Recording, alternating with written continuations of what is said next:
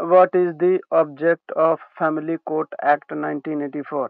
ये family court act 1984 जो आया था उसका ऑब्जेक्ट क्या था? ठीक है, तो ये तो कॉमन है, आप सभी को पता होगा कि 1984 से पहले जब हमारे पास फैमिली कोर्ट का कोई कॉन्सेप्ट नहीं था, ठीक है, तो एक ही कोर्ट के पास सारा मैटर जाता था, तो इससे क्या होता था, तो कोर्ट का बर्डन बढ़ जाता था। और इसका कोर्ट का बर्डन बढ़ने के बावजूद क्या होता था, जो मैटर्स हैं, ठीक है, वो पेंडिंग होते जा रहे थे, क्योंकि जब किसी कोर्ट के ऊपर बर्डन बढ़ता जाएगा तो स्वाभाविक है कि उसका जो ट्रायल करने का जो कैपेसिटी है वो डिले हो जाएगा, धीरे धीरे धीरे धीरे मामले बढ़ते जाएंगे और पता चला कोर्ट के पास अब टाइम ही नहीं है कि मामला देखें, ठीक है, इतना बर्डन हो गया है। तो 1984 से पहले जो मैटर्स थे वो सभी सभी एक ही कोर्ट में जाते थे, ठीक है, जिससे बर्डन बढ़ गया था कोर्ट का। तो फैमिली कोर्ट एक्ट का जो है कॉन्सेप्ट लाया गया, जिसके तहत फैमिली कोर्ट एक अलग से इस्टेब्लिशमेंट बनाया गया, ठीक है, जिसमें लोगों को जो फैमिली मैटर है, ठीक है, चाहे वो डाइवोर्स से रिलेटेड हो, चाहे वो आपका मेंटेनेंस से रिलेटेड हो, कुछ भी हो, फैमिली मैटर है, ठीक है, तो आपको जो है फैमिली कोर्ट में जाना है। तो फैमिली कोर्ट एक्ट बनाने का मेन पर्पज यही था कि स्पीडी रेजोल्यूशन हो, जो भी डिस्प्यूट्स होते हैं ना, मैरिज से रिलेटेड या फैमिली मैटर से रिलेटेड, उसको मतलब मतलब क्या बोलते हैं, लार्ज लेवल पर, हाई लेवल पर, ठीक है, उसको जो है मतलब ये रिजॉल्व करने के लिए, उनके डिस्प्यूट को रिजॉल्व करने के लिए बनाया गया था, ठीक है। The primary objective of the family court act 1984 are to promote conciliation and speedy resolution of disputes, ठीक है, related to marriage and family matter, expertise to handle family cases efficiently, and to institute mechanism for resolving dispute amicably, emphasizing conciliation and conciliation, reconciliation और mediation भी आता है इसके अंदर, वो नहीं लिखा है। तो फैमिली कोर्ट मीडिएशन के थ्रू भी मामले को रिजॉल्व करते हैं। तो ये सारी चीजें जो है फैमिली कोर्ट का ऑब्जेक्टिव था बनाने के पीछे का, कि भाई क्यों बनाना चाहिए फैमिली कोर्ट ऐसा। तो फैमिली कोर्ट एक्ट का अगर पूछे ऑब्जेक्टिव, तो सबसे पहला है कि जो फैमिली डिस्प्यूट्स होते थे उसका स्पीडी रेजोल्यूशन एक मेन ऑब्जेक्टिव था उसका, ठीक है। और दूसरा था कि जो भी फैमिली मैटर होते हैं वो एमिकेबली रिजॉल्व हो, ठीक है। कोर्ट में जाएंगे, तरह तरह के लोग होंगे, तो थोड़ा प्राइवेसी का भी वायलेशन होगा। तो इस तरीके से हमने फैमिली कोर्ट एक्ट बनाया, जहाँ पे सभी कुछ मतलब गोपनीय तरीके से मामले को सुना भी जाता है और डिस्प्यूट को एमिकेबली रिजॉल्व भी किया जाता है। दूसरा क्वेश्चन है आपका, what is the punishment for glorification of sati? ठीक है, सती एक्ट हुआ करता था, सती प्रिवेंशन एक्ट 1987, ठीक है। उस जमाने में एक मतलब रिचुअल था कि अगर आपके पति मर गए हैं तो अब आप क्या करोगे जी के, ठीक है, ये खास करके महिलाओं के लिए लागू होता था कि अगर आप पति मर गया तो आप क्या करोगी जी के, तो आप भी पति के ही सरदार हो, मोटरी कुछ बोलते हैं उसको, उसी में आपको जो है जल के मर जाना है, ऐसा होता था नियम, ठीक है। तो उसको प्रिवेंट करने के लिए 1987 में लॉ लाया गया, कानून लाया गया, जिसका नाम था सती प्रिवेंशन एक्ट 1987, ठीक है। अब इसके अंदर अगर कोई भी बंदा किसी को उकसाता है कि आप सती प्रथा करो, ठीक है, या कोई महिला खुद से करती भी है, तो उसके लिए जो पनिशमेंट है ग्लोरिफिकेशन के लिए खास करके, तो punishable with imprisonment for term not less than 1 year but which में एक्सटेंड टू 7 years, ठीक है, and a fine of not less than 5,000 rupees but which में एक्सटेंड टू 30,000 रुपीज, ठीक है। तो ये जो सती प्रथा, सती एक्ट है, इसके अंदर ग्लोरिफिकेशन ऑफ सती के लिए पनिशमेंट का प्रावधान किया गया था।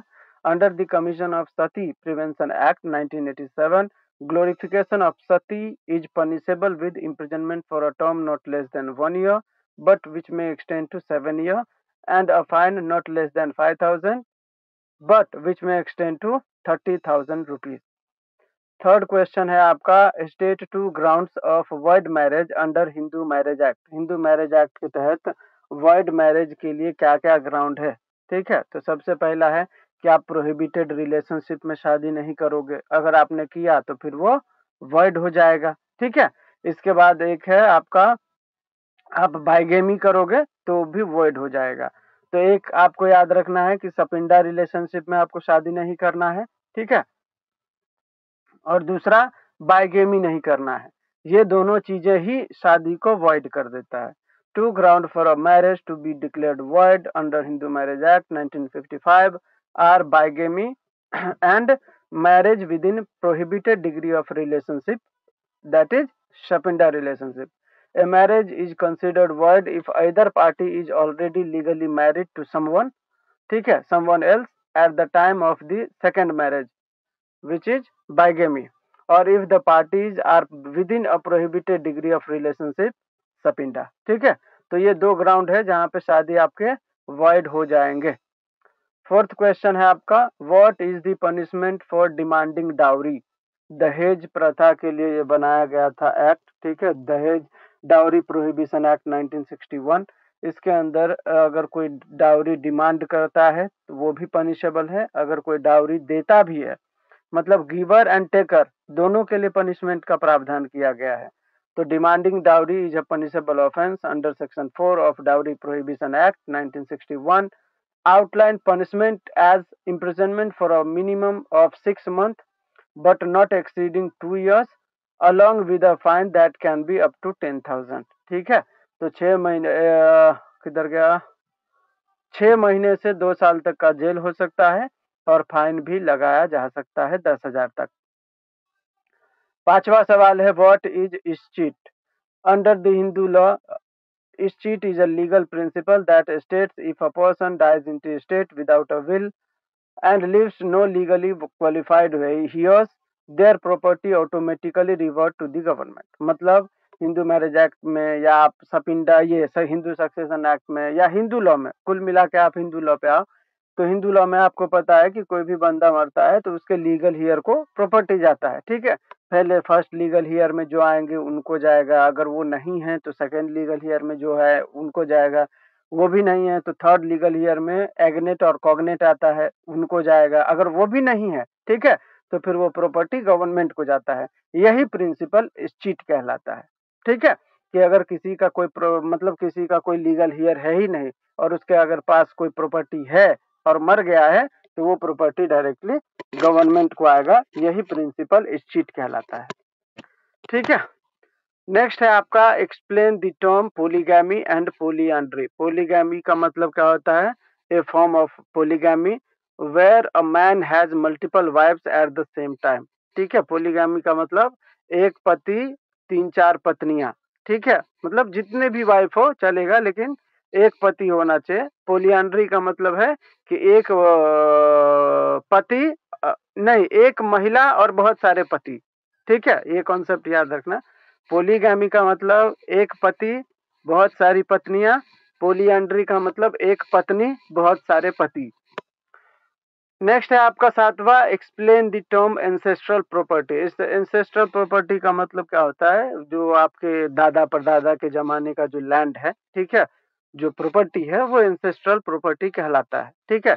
चार पुश्त से 4 पुश्त के पहले का जो प्रॉपर्टी रहता है वो एंसेस्ट्रल प्रॉपर्टी कहलाता है। जैसे मैं हूँ, ठीक है, मेरे पापा जी होंगे, अब मेरे दादा और परदादा का जो भी लैंड होगा ना वो एंसेस्ट्रल प्रॉपर्टी कहलाएगा, ठीक है, क्योंकि वो चौथे जनरेशन में आ गए मेरे परदादा, ठीक है, ऐसा।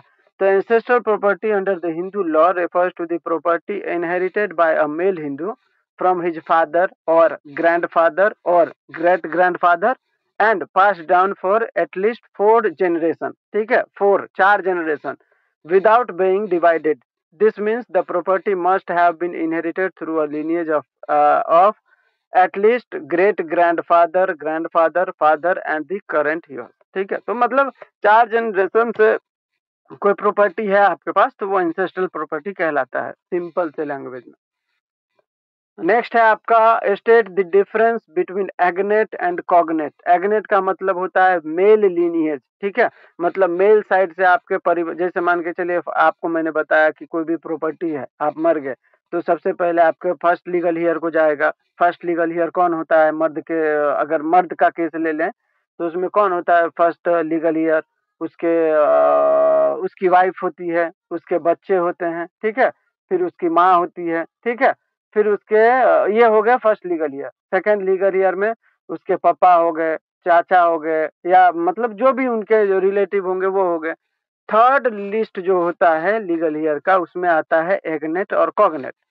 एग्नेट में मेल साइड से ओनली मतलब उसके कोई चचा का बेटा रहा होगा तो ये क्या हो गया, ये मेल साइड से बिलोंग हो गया, ठीक है।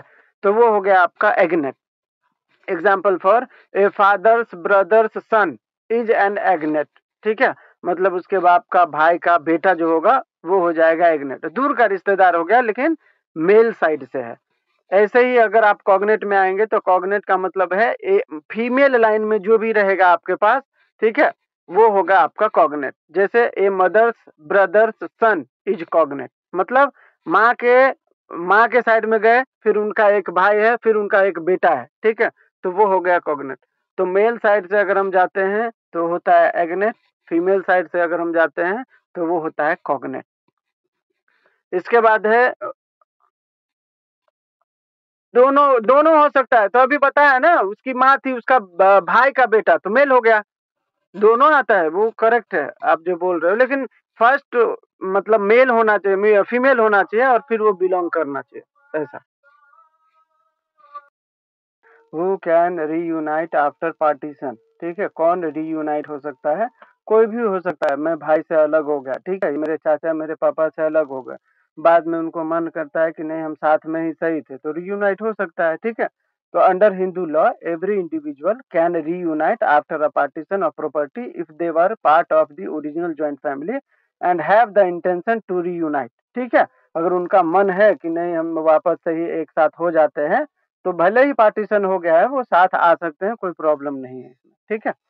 10वां सवाल है हमारा, explain the term modernisation and Sanskritisation. तो मॉडर्नाइजेशन क्या होता है, मॉडर्नाइजेशन का मतलब जो अभी सोसाइटल ट्रांसफॉर्मेशन हुआ है, कैसे हम लोग पहले महिलाएं साड़ी पहन के निकलती थी, अभी जींस स्कर्ट में निकलती हैं, ठीक है। कैसे पहले लोग एक बड़ा सा टीवी होता था सब वहां पे आके देखते थे, अभी हर घर में एलईडी लग गया है। ये सब क्या है, ये सब कहीं ना कहीं मॉडर्नाइजेशन है। हम लोगों के लैंग्वेज में, हम लोगों के रहन सहन में, हम लोगों के जो मतलब पहनावा ओढ़ावा है सब कुछ में बदलाव आ गया, ठीक है। तो ये कहीं ना कहीं मॉडर्नाइजेशन का ही एक प्रारूप है, ठीक है। दूसरा आपका, एक सेकंड, हाँ, दूसरा क्या है भाई, पीडीएफ उड़ जाता है।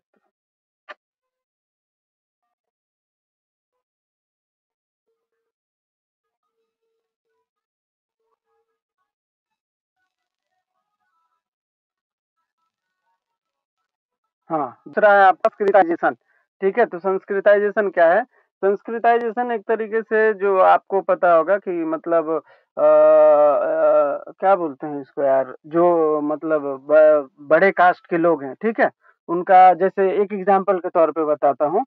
जैसे आप लोगों को पता होगा मेहंदी होता है शादी के टाइम पे, ठीक है, हल्दी होता है शादी के टाइम पे, या आप समझ लो जो मतलब आपको पता है वो रथ पे लोग जाते थे, ठीक है, शादी करने उस जमाने में।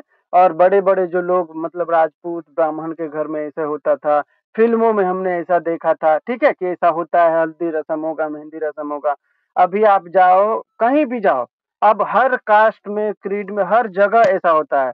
आप मेहंदी देख लो, हल्दी देख लो, चाहे वो कितना भी मतलब नीचे की जाति का हो, वो करते हैं। तो ये क्या है, एक कहीं न कहीं ये संस्कृताइजेशन का ही इफ़ेक्ट है, लोग बदल रहे हैं, ठीक है?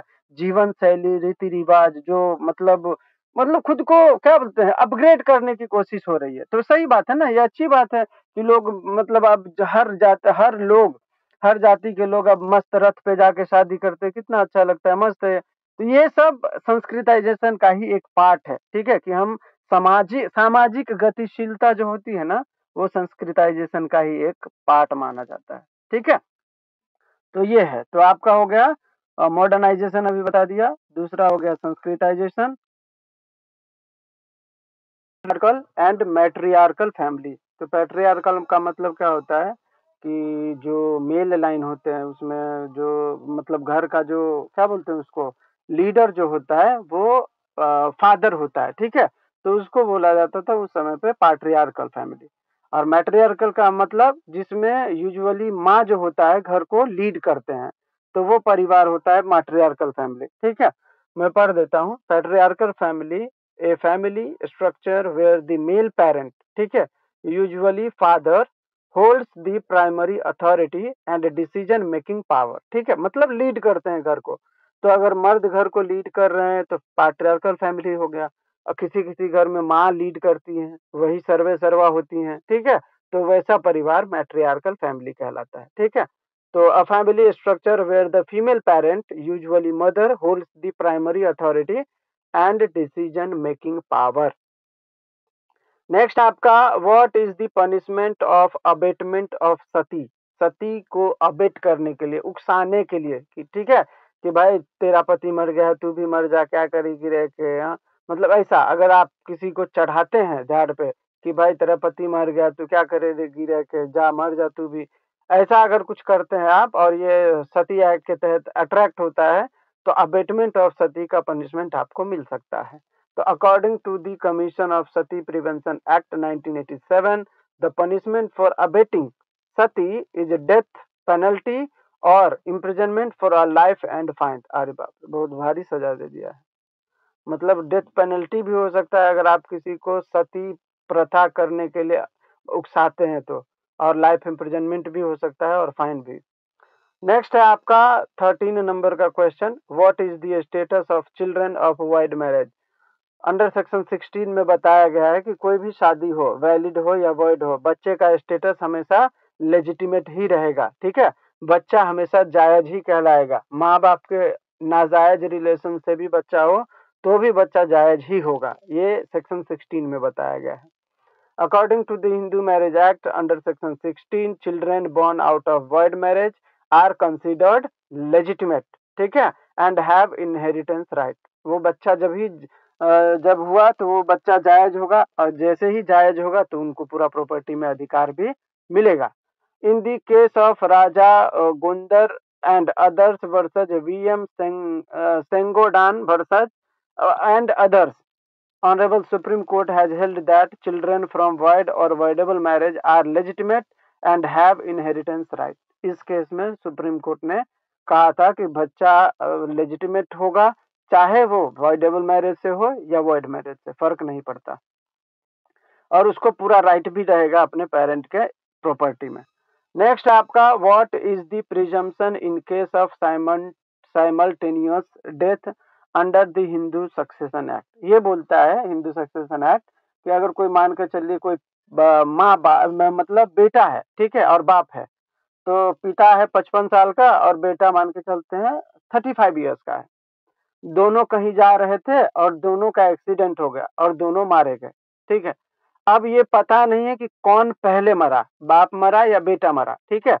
तो जब आप सक्सेशन एक्ट पढ़ोगे तो उसका एक सेक्शन है 21, वो ये बोलता है कि अगर कोई ऐसा हादसा होता है या कि ऐसा कोई परिस्थिति होता है जहाँ पे एक ही साथ दो व्यक्ति मारे जाते हैं, ठीक है, और ये प्रिज्यूम करना कि पहले कौन मरा ये नामुमकिन हो, तो हम उसमें ये मानेंगे कि जो यंग था वो ज्यादा जीवित रहा होगा और जो ओल्ड एज था वो पहले मरा होगा, ठीक है, ये मान के चला जाएगा, ऐसा सेक्शन 21 में प्रिजम्पशन दिया हुआ है।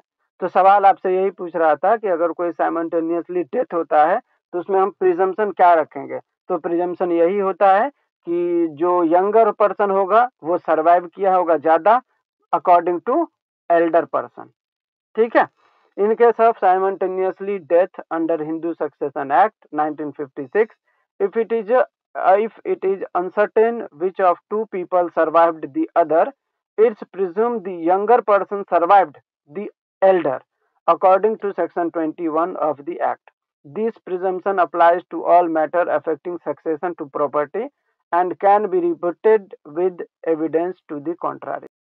State any two conditions when a Hindu wife is entitled to live separately from her husband without forfeiting her right to maintenance, ठीक है। तो मतलब ये सवाल पूछ रहा है कि कब कोई वाइफ अपने पति से अलग भी रह सकती है, ठीक है, और उसके जो राइट है मेंटेनेंस के वो भी ले सकती है, ऐसा तो क्या कंडीशन है। तो पहला है डिजर्शन का, if the husband has abandoned the wife without a reasonable cause, अगर पति उसको छोड़ के चला जाता है, ठीक है, तो वो डिजर्शन हो गया और उस केस में भी उस महिला का पूरा मेंटेनेंस का अधिकार होगा। और दूसरा है क्रुअल्टी। क्रुअल्टी अगर हस्बैंड करता है तो वाइफ अलग भी रह सकती है और उसको मेंटेनेंस का पूरा अधिकार भी मिलेगा। है state any two ground under which a wife alone can seek divorce under Hindu marriage act. ठीक है, ये बोल रहा है कि हिंदू मैरिज एक्ट के तहत सिर्फ वाइफ के लिए कौन कौन से डाइवोर्स के अधिकार हैं वो दो बताएं। ठीक है, पहला है if the husband has married again and the first wife is still alive, bigamy. ठीक है, तो अगर पति बाइगेमी करता है तो वाइफ को अधिकार है कि वो डाइवोर्स ले ले। If the husband has been guilty of rape, sodomy और बेस्टियलिटी। ठीक है, तो ये बोल रहा है कि अगर पति के ऊपर रेप का या सोडोमी का चार्ज लगा हुआ है, ठीक है, और अगर वो जेल जाता है, यहाँ पे जेल जाने का नहीं लिखा है, लेकिन अगर गिल्टी पाया गया तो रेप में गिल्टी पाया जाएगा तो वो जेल ही जाएगा ना। ठीक है, तो वो जेल गया तो इस आधार पे भी उसकी वाइफ जो है डाइवोर्स का क्लेम कर सकती है। तो ये सिर्फ महिला के लिए था। नेक्स्ट है 17वां सवाल। सोडोमी का मतलब मुझे भी नहीं मालूम है सर, एक सेकंड रुक जाइए बता देता हूँ। और बेस्टियलिटी? सो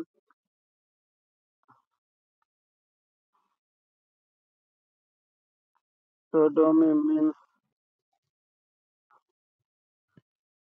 हाँ करेक्ट करेक्ट, सेक्सुअल इंटरकोर्स है। और दूसरा था बेस्टी ना, बेस्टियलिटी मतलब क्या है ये भी देख लो। बेस्टियलिटी मीन्स,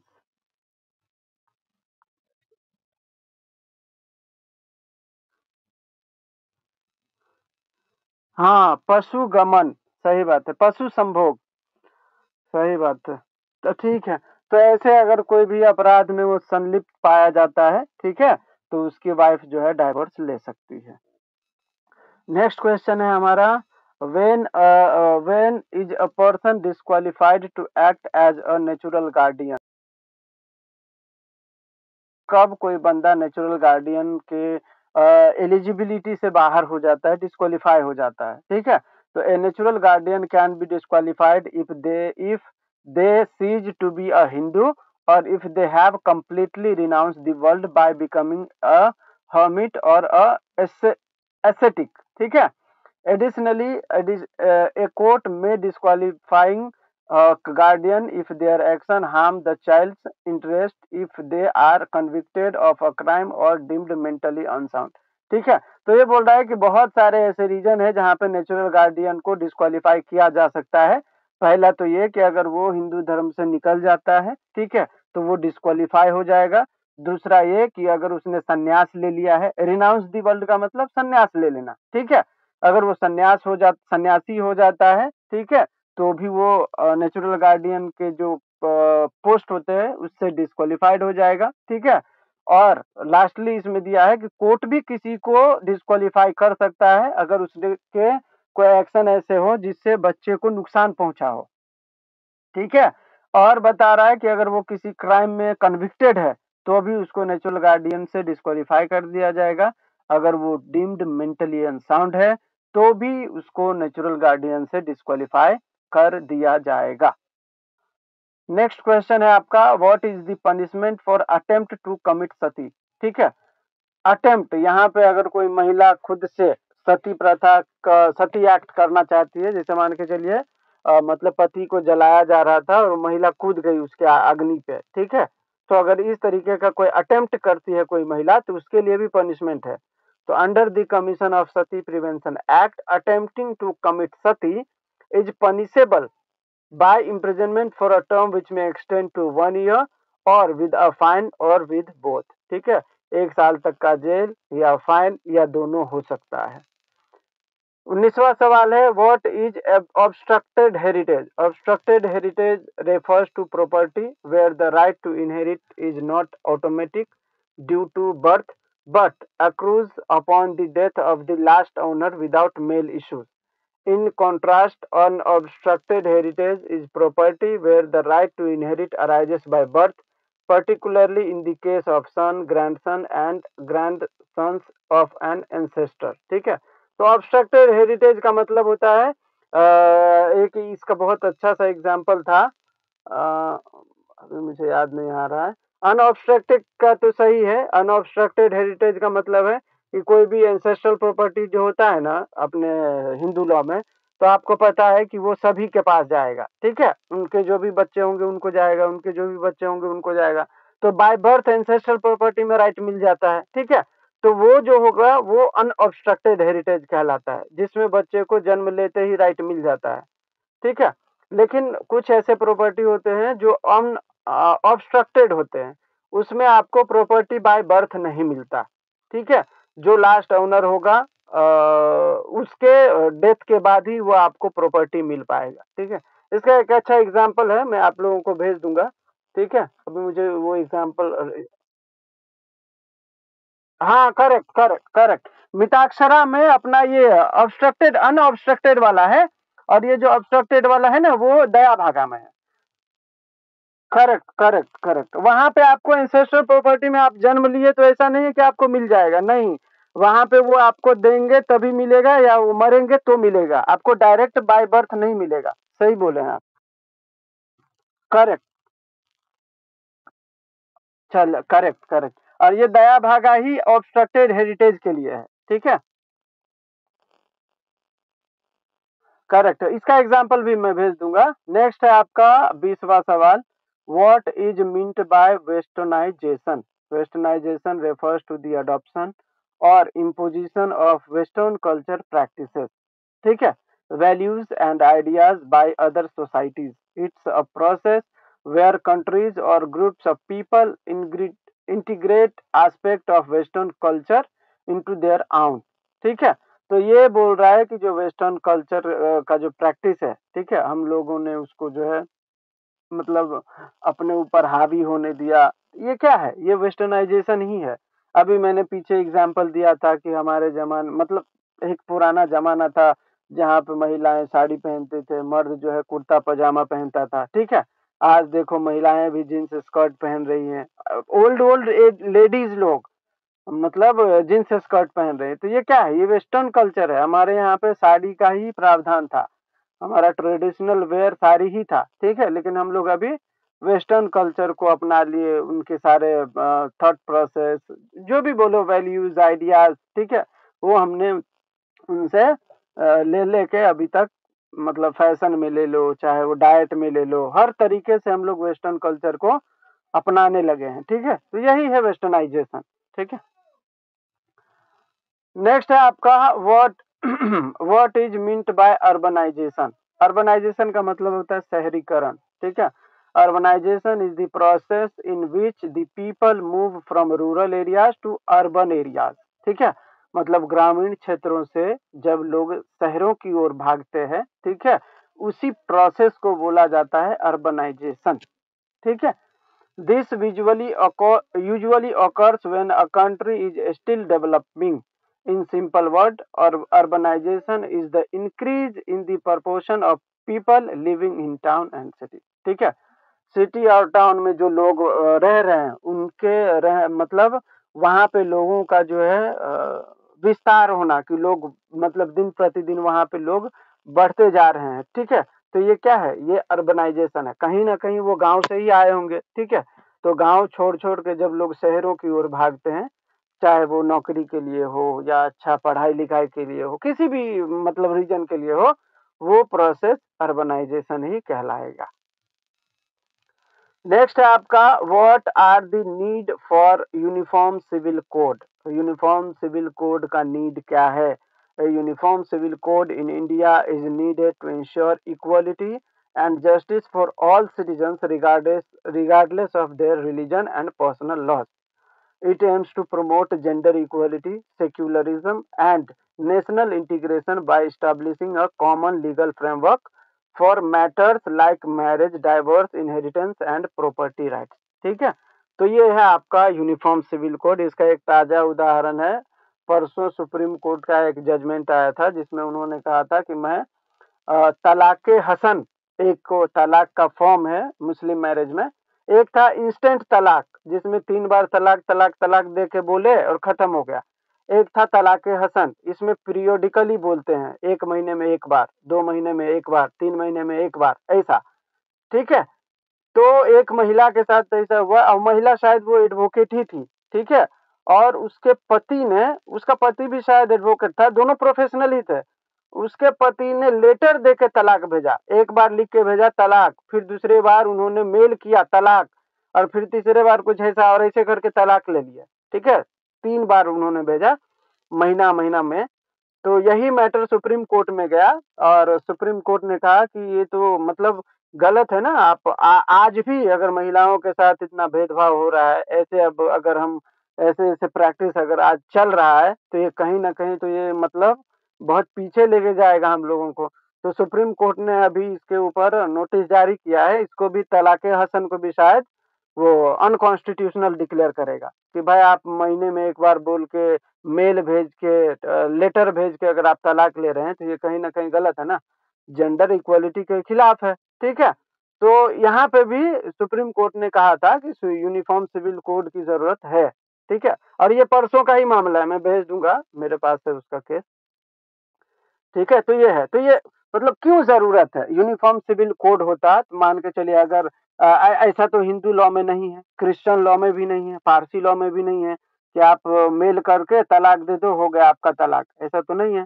तो जब सभी के साथ ऐसा नहीं हो रहा है, तो सिर्फ़ मुस्लिम महिलाओं के साथ ही के क्यों ऐसा हो? ठीक है? तो ये सारी चीज़ें हैं, तो यही है यूनिफ़ॉर्म सिविल कोड का नीड क्यों है, तो आप लोग आराम से लिख सकते हैं, ठीक है? क्योंकि यूनिफ़ॉर्म सिविल कोड बोलता है कि सभी रिलीजन एक तरफ है, ठीक है? और जो ह्यूमैनिटी है या आपका जो सिस्टम चल रहा है, ठीक है? जो फंडामेंटल राइट्स हैं, वो सबके लिए बराबर है। तो जब सबके लिए बराबर है, तो सबके साथ बराबरी होना चाहिए। तो ये सारी चीज़ें हैं, जो यूनिफ़ॉर्म सिविल कोड बात करती है, ठीक है? नेक्स्ट है अब यूनिफ़ॉर्म सिविल कोड जो आएगा तो उससे क्या-क्या इफ़ेक्ट होगा? मैरिज के जो नियम हैं, जैसे हम लोगों में जैसे अभी हिंदू लॉ में एक शादी है, अगर यूसीसी आएगा तो सबके लिए एक शादी हो जाएगा। फिर आप हिंदू हैं, इस्लाम से हैं या क्रिश्चियन हैं, कोई फ़र्क नहीं पड़ता। अगर यूनिफ़ॉर्म सिविल कोड लागू होगा तो एक मैरिज, एक डाइवोर्स, नियम सबके लिए एक होगा। अगर डाइवोर्स लेना है तो आप कोर्ट जाइए, म्यूचुअली लेना है तो भी कोर्ट जाइए, मतलब ऐसा। इनहेरिटेंस की बात है तो महिलाओं को भी, मुस्लिम महिलाओं को भी, जैसे हिंदू लॉ में बेटियों को अधिकार मिलता है पापा ये फादर के प्रॉपर्टी में, वैसे उनको भी मिलने लगेगा। तो ये सारी चीज़ें जो है बदलाव आएँगी यूनिफ़ॉर्म सिविल कोड आने के बाद। तो ये ज़रूरी है ना ये सारी चीज़ें। नेक्स्ट है आपका हाँ, हाँ, हाँ, स्टेट वाइज़ हो रहा है, सेंटर भी चाहे तो कर सकता है, ठीक है? लेकिन ठीक है, जिस स्टेट को चाहिए वो कर रहे हैं, कोई प्रॉब्लम नहीं, ठीक है? क्योंकि ये स्टेट लिस्ट में आता है ना, तो उनको अधिकार है वो अपने स्टेट में लागू करे या ना लागू करे। लेकिन क्या बोलते हैं एट द एंड अगर सेंटर को लगेगा कि नहीं यूनिफ़ॉर्म सिविल कोड की अब ज़रूरत है, तो वो पूरे भारत में लागू कर देंगे, ठीक है? ऐसा। नेक्स्ट है आपका ये हो गया need for civil uniform civil code. Next है state any two ground of void marriage under Hindu marriage act. ये दोबारा पूछा गया है, ठीक है? एक अभी मैंने बताया था सपिंडा रिलेशनशिप में अगर आप शादी करते हैं, तो वो वॉइड होगा और एक मैंने बताया था बाइगेमी करोगे, तो वो वॉइड होगा, ठीक है? नेक्स्ट क्वेश्चन है हम आपका what is the punishment for giving and taking of dowry? दहेज लेना और दहेज देना दोनों अपराध है मैंने बोला था। अब दोनों के लिए पनिशमेंट क्या है ये आपसे पूछा जा रहा है। Under the dowry prohibition act 1961 giving और टेकिंग डाउरी और अबेटिंग either, ठीक है, is punishable with imprisonment for a term of not less than 5 years and a fine not less than 15,000 or the value of the dowry whichever is higher. The court can for a special reason impose a sentence of less than 5 years। ठीक है, ये बोल रहा है कि 5 साल तक का जेल का प्रावधान है अगर आप डाउरी लेते या देते पकड़े गए तो, ठीक है। और उसके ऊपर से 15,000 का फाइन, अगर डाउरी का अमाउंट ज्यादा है तो उसके हिसाब से आपके ऊपर फाइन भी लगाया जा सकता है। कोर्ट के पास स्पेशल पावर है कि वो 5 साल से कम का भी सजा दे सकता है।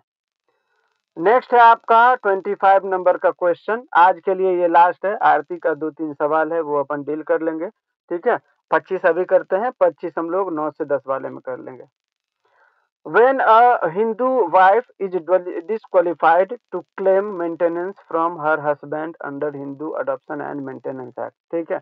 ये बोल रहा है कि कब एक हिंदू महिला, हिंदू वाइफ डिस्क्वालीफाई हो जाएगा मेंटेनेंस क्लेम करने से under Hindu adoption and maintenance act.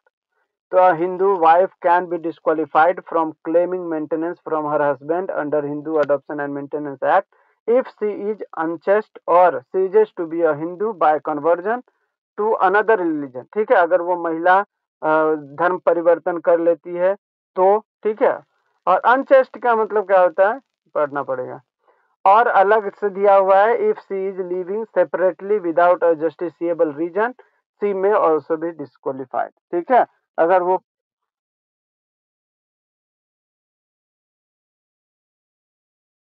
अच्छा, अफेयर। इंग्लिश में बोला कीजिए मैडम, चक्कर चलना। हाँ हाँ, एक, करेक्ट करेक्ट। तो अगर ऐसा है, ठीक है। तो देखो यहाँ पे बोल रहे हैं कि अगर कोई महिला हिंदू धर्म त्याग देती है तो फिर वो मेंटेनेंस क्लेम नहीं कर सकती। अगर वो धोखेबाज है तो भी वो मेंटेनेंस क्लेम नहीं कर सकती। अगर वो पति से बिना कोई जस्टिसिएबल रीजन के अलग रह रही हैं तो भी वो पति से मेंटेनेंस मतलब क्लेम नहीं कर सकती हैं। तो ये 3-4 ग्राउंड है जहाँ पे महिला डिस्क्वालीफाई हो जाता है मेंटेनेंस क्लेम करने से।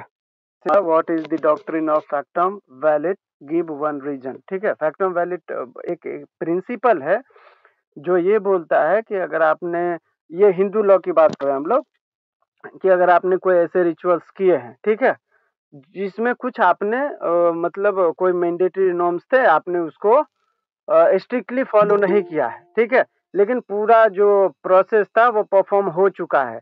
तो अब उस माइनर मिस्टेक के लिए वो जो आपने छोड़ दिया, उसके लिए वो पूरा प्रोसेस इनवैलिड नहीं होगा, ठीक है। ये मेन है इसका।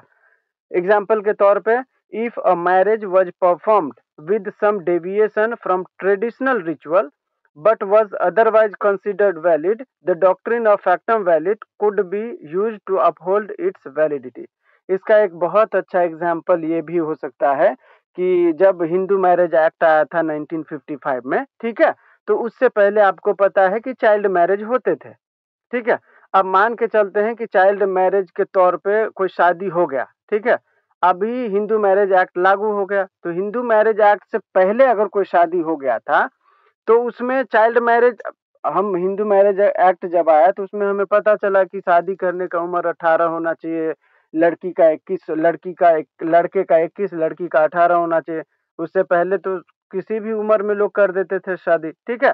तो अगर जिस दिन ये एक्ट लागू हुआ, हिंदू मैरिज एक्ट, उससे एक दिन पहले अगर कोई शादी हुई रहेगी तो उसको इनवैलिड नहीं किया जाएगा, ठीक है, वैलिड माना जाएगा, क्योंकि वो परफॉर्म हो चुका है, ठीक है।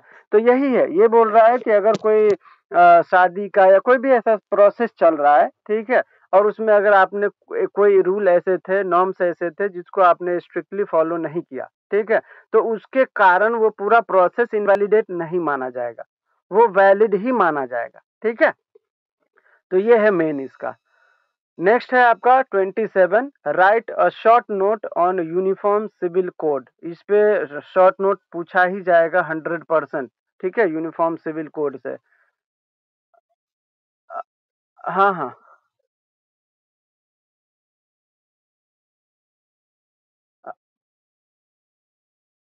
अप्लाई होगा, हाँ हाँ हाँ हाँ। मतलब कुछ,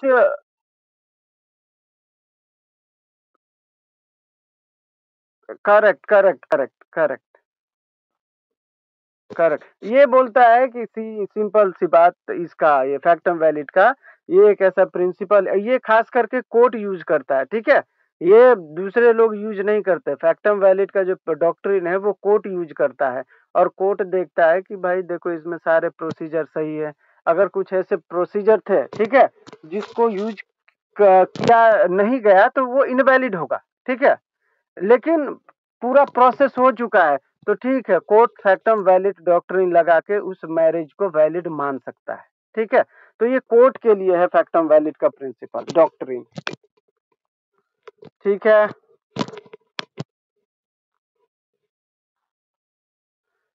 नेक्स्ट है आपका write a short note on uniform civil code. Uniform civil code article 44 में है, चैप्टर 4 में है कॉन्स्टिट्यूशन ऑफ इंडिया के। ठीक है, जो बोलता है the state shall endeavour to secure the citizen uniform civil code throughout the territory of India. Uniform civil code aims to apply a uniform set of personal laws, ठीक है, upon each religion in India. The matter covered under Uniform Civil Codes are marriage, inheritance, maintenance, guardianship, succession and adoption etc. ठीक है, तो ये है आपका uniform civil code के बारे में। यूनिफॉर्म सिविल कोड बोलता है कि हर स्टेट, ठीक है, ये कोशिश करेगा कि मतलब उनके स्टेट में ये यूनिफॉर्म सिविल कोड लागू हो। जैसे क्रिमिनल यूनिफॉर्म कोड लागू है, क्रिमिनल कोड सबके ऊपर लागू है ना।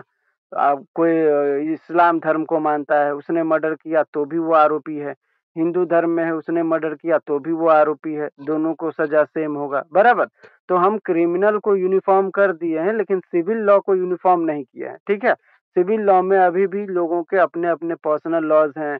कोई मतलब सती प्रथा में चल रहा था, एक जमाने की बात कर रहा हूँ, तो कोई 4 शादी 5 शादी, इंस्टेंट तलाक, ये सब चल रहा था। ठीक है, तो कहीं न कहीं इसको रोकने के लिए, ठीक है, एक देश एक विधान के लिए हमें यूनिफॉर्म सिविल कोड की ज़रूरत पड़ी। ठीक है, अभी मैंने पिछले लेक्चर में भी बताया था आप लोगों को, परसों का ही एक सुप्रीम कोर्ट का जो आया था तलाक़ हसन पर।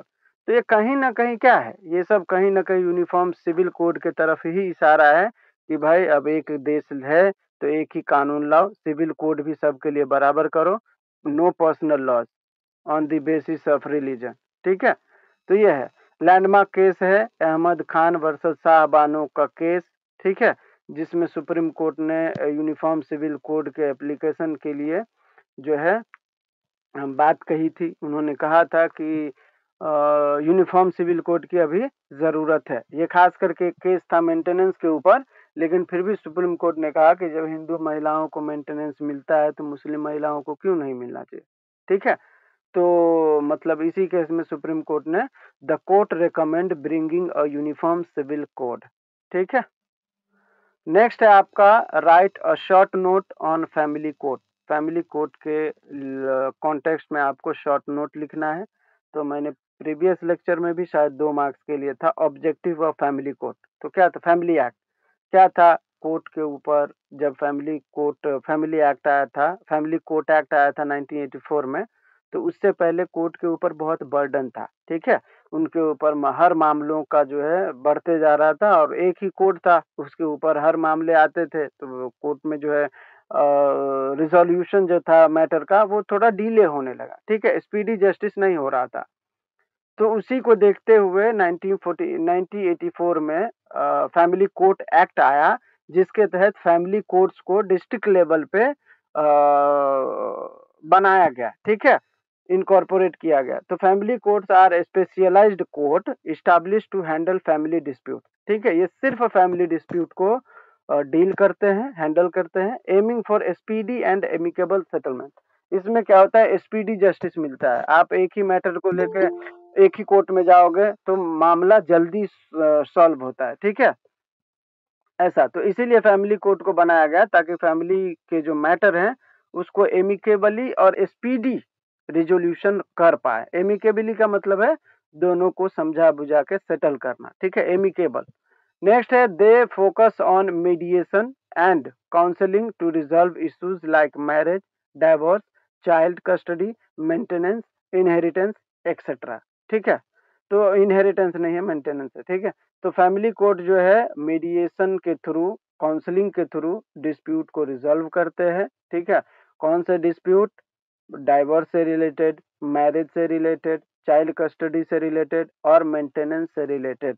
ठीक है, these courts operate and works under the family court act 1984।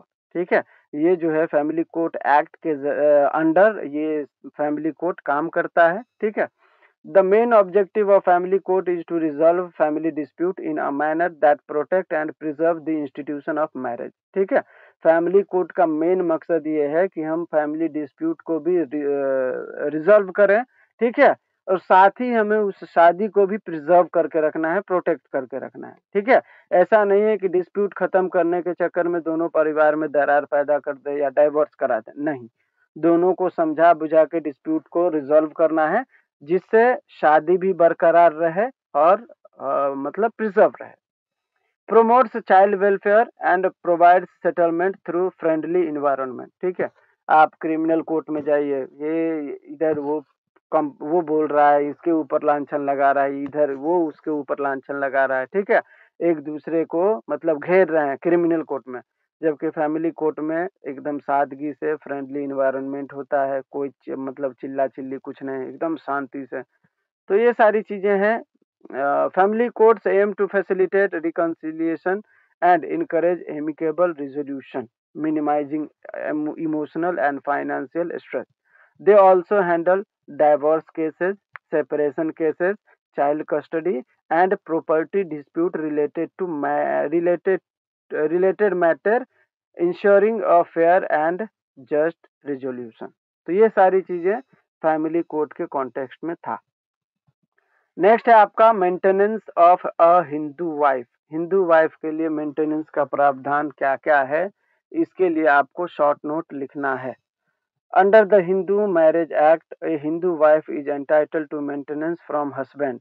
This entitlement is a matter of law and is distinct from other aspect of law of marriage like divorce और separation. The right to maintenance is generally a lifelong obligation of the husband to maintain his wife. ठीक है, the husband has a legal duty to maintain his wife during their marriage, regardless of whether the wife is living with him or not. पति के साथ पत्नी रह रही है या नहीं रह रही है, इससे कोई फर्क नहीं पड़ता है, फिर भी पति को जो है अपनी वाइफ को मेंटेन देना पड़ेगा, मेंटेन करके रखना पड़ेगा। ठीक है। 29 maintenance of a Hindu wife. ठीक है, हिंदू वाइफ को मेंटेनेंस के संदर्भ में शॉर्ट नोट है। ठीक है, तो हमने पढ़ा under the Hindu marriage act Hindu wife is entitled to maintenance from husband. ठीक है, not boyfriend. This entitlement is a matter of law and is distinct from other aspect of law of marriage like divorce और separation. The right to maintenance is generally a lifelong obligation of the husband. ठीक है, ये जो maintenance देने का अधिकार है, लेने का अधिकार जो है महिलाओं को, ये ऑब्लिगेशन है हस्बैंड के ऊपर और ये जीवन भर के लिए है। ठीक है, नेक्स्ट है the husband has a legal duty to maintain his wife. ठीक है, हस्बैंड का ये धर्म ड्यूटी कर्तव्य है, ठीक है, कानूनी कर्तव्य है कि वो अपनी वाइफ को मेंटेन करके रखें। ठीक है, चाहे वो साथ में रह रही है या नहीं रह रही है, इससे फर्क नहीं पड़ता। The wife's right to maintenance extend throughout her lifetime unless she ceases to be a Hindu और रीमैरिज आफ्टर अ डाइवोर्स। ठीक है, जब तक वो दूसरे धर्म में नहीं चली जाती। ठीक है, मतलब अगर वो हिंदू धर्म को छोड़ देती है तब तो अलग ही बात है, या वो डाइवोर्स के बाद दूसरी शादी कर लेती हैं तो अलग बात है। ये सब एक्सेप्शन है जहां उनको मेंटेनेंस नहीं मिलेगा। ठीक है, if the wife leaves the matrimonial home without justiciable cause or the husband consent, he is not obligated to provide maintenance. अगर महिला, ठीक है, ये सब एक्सेप्शन में है, हमेशा याद रखना। अगर आपको एक्सेप्शन में सवाल पूछ दे कि अगर कोई महिला मान के चलिए कि कब कब मेंटेनेंस के लिए अधिकार नहीं रखती हैं, ठीक है, तो कब कब नहीं रखती, पहली बात जब वो हिंदू धर्म में नहीं होती, ceases to be a Hindu. ठीक है, तो हिंदू धर्म को उन्होंने छोड़ दिया तब उनको मेंटेनेंस नहीं मिलेगा। अगर उन्होंने डाइवोर्स के बाद दूसरी शादी कर ली तो उनको मेंटेनेंस नहीं मिलेगा।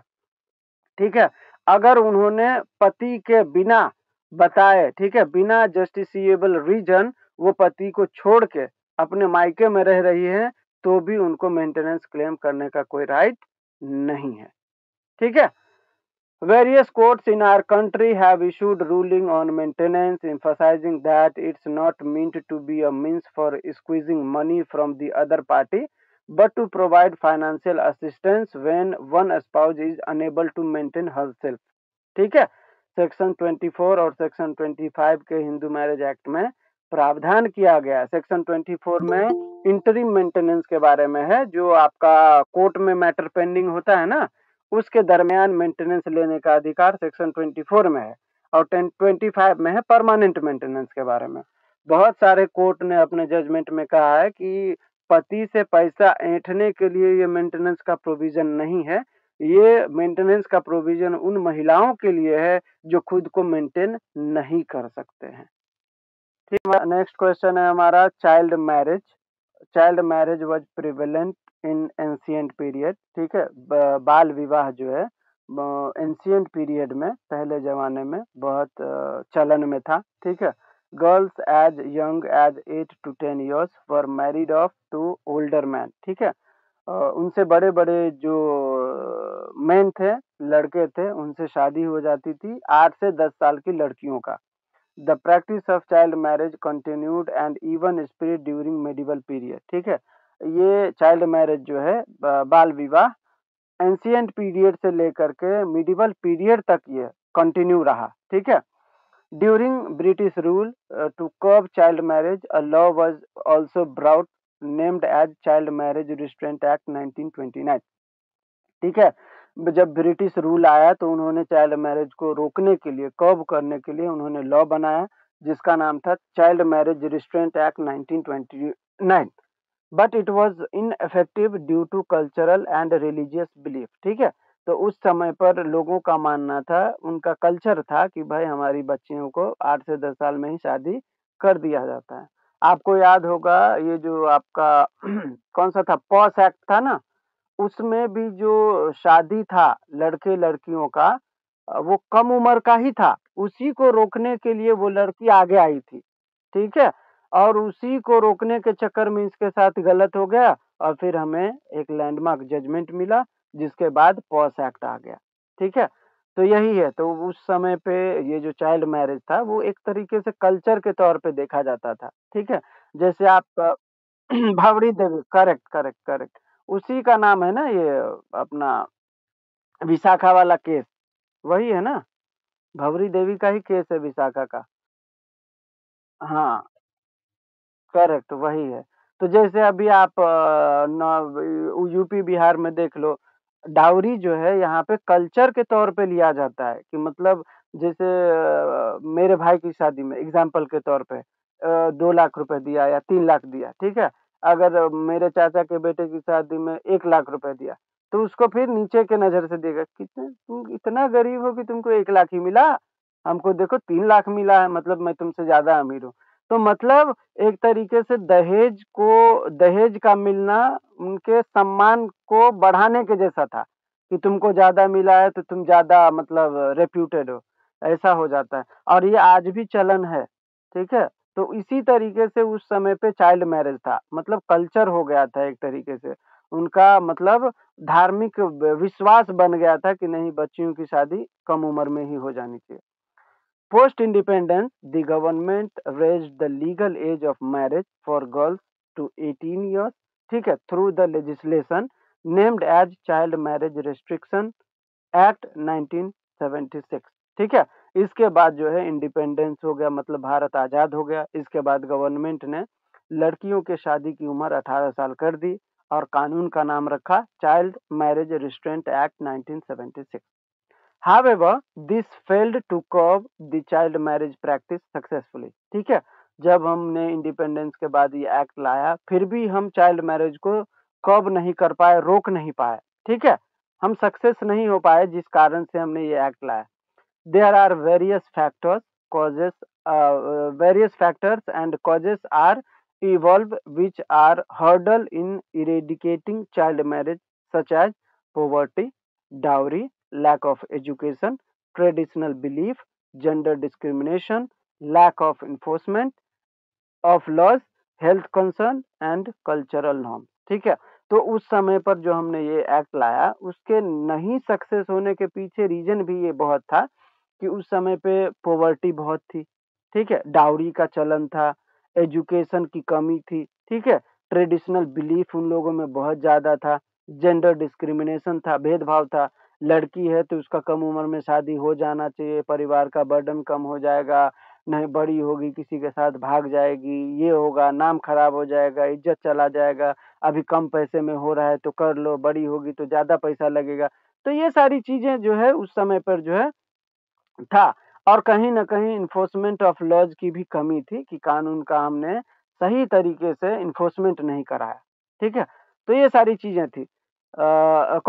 इसके बाद कॉन्सिक्वेंसेज़ ऑफ चाइल्ड मैरेज, मतलब क्या-क्या कारण है जो लोग शादी मतलब बाल विवाह के बाद हो सकते हैं, ठीक है? मतलब बाल विवाह करने के बाद क्या-क्या प्रॉब्लम क्रिएट होता है, उसके क्या-क्या साइड इफ़ेक्ट होते हैं, ये आपको बताया है। पहला है लेस एजुकेशन, अगर आपकी शादी कम उम्र में हो जाती है तो आप पढ़ लिख नहीं पाते हैं, ठीक है? दूसरा है अर्ली प्रेगनेंसी, कम उम्र में ही प्रेग्नेंट हो जाते हैं। हेल्थ इश्यूज़ आते हैं जिसके कारण डोमेस्टिक वायलेंस होता है, इमोशनल ग्रोथ नहीं हो पाता है, ठीक है? ब्रोकन ड्रीम्स, आपके जो सपने होते हैं वो टूट जाते हैं, ठीक है? और चाइल्डहुड का भी लॉस हो जाता है, आपका जो बचपना था घूमने-फिरने का वो सारा खत्म हो जाता है।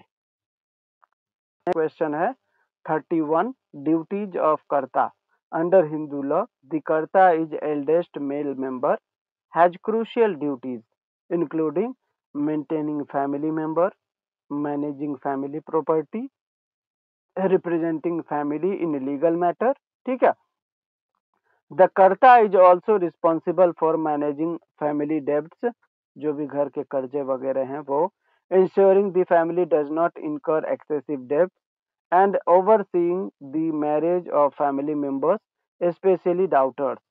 Some of important duties of कर्ता is, first है maintenance, ठीक है? The कर्ता is obligated to provide food, clothes, shelter and other necessities for all family members, ठीक है? तो कर्ता के यहाँ पे आपको कर्तव्य पूछ रहा है कि कर्ता का क्या-क्या ड्यूटी है। तो पहला है वो पूरे फैमिली को मेंटेन करके रखेगा, मेंटेनेंस का, फूड, शेल्टर, क्लॉथ वगैरह जो भी नेसेसिटीज़ हैं, वो पूरे फैमिली मेंबर को प्रोवाइड करेंगे। They are responsible for ensuring the family has a reasonable standard of living, ठीक है? रहने सहने का एकदम एक तरीके से अच्छा मतलब स्टैंडर्ड हो। दूसरा है प्रॉपर्टी मैनेजमेंट, प्रॉपर्टी को भी मैनेजमेंट करने का ड्यूटी होता है कर्ता के ऊपर। तीसरा है डेब्ट मैनेजमेंट, कर्ता इज रिस्पॉन्सिबल फॉर पेइंग डेब्ट and ensuring that the family does not इनकर डेब्ट बियॉन्ड इट मीन्स। फोर्थ है लीगल रिप्रेजेंटेटिव, अगर कोई केस वगैरह है, लीगल मैटर है, तो कर्ता ही उसमें रिप्रेजेंट करता है। पांचवा है मैरिज एक्सपेंसेस, बेटी की शादी है, बेटा का शादी है, ठीक है?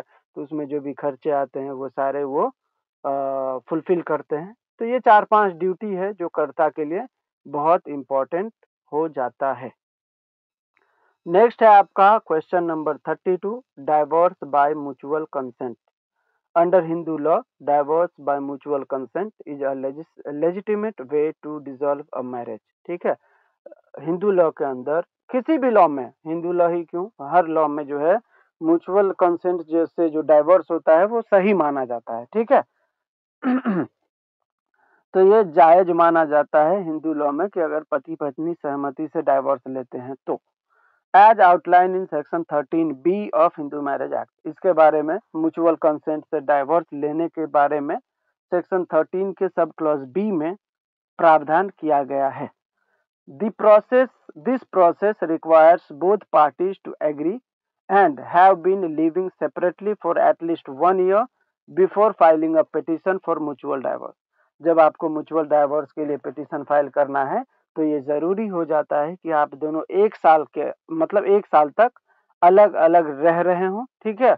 और साथ में एग्री हुए हों कि हमें डाइवोर्स लेना है। Some important aspect regarding mutual divorce, कुछ इम्पोर्टेंट एस्पेक्ट है जो म्यूचुअल डाइवोर्स के लिए जरूरी है। पहला है both parties must jointly file a petition for divorce, दोनों पार्टी मिल के कोर्ट में ज्वाइंटली फाइल करेंगे डाइवोर्स के लिए एक petition. The parties must have been living separately for at least 1 year prior to filing the divorce petition. ये दूसरा important की एस्पेक्ट है कि आपको अगर म्यूचुअल डाइवोर्स लेना है तो आप 1 साल से अलग रह रहे हों, ये जरूरी है, ठीक है? Both parties must willingly agree to the divorce.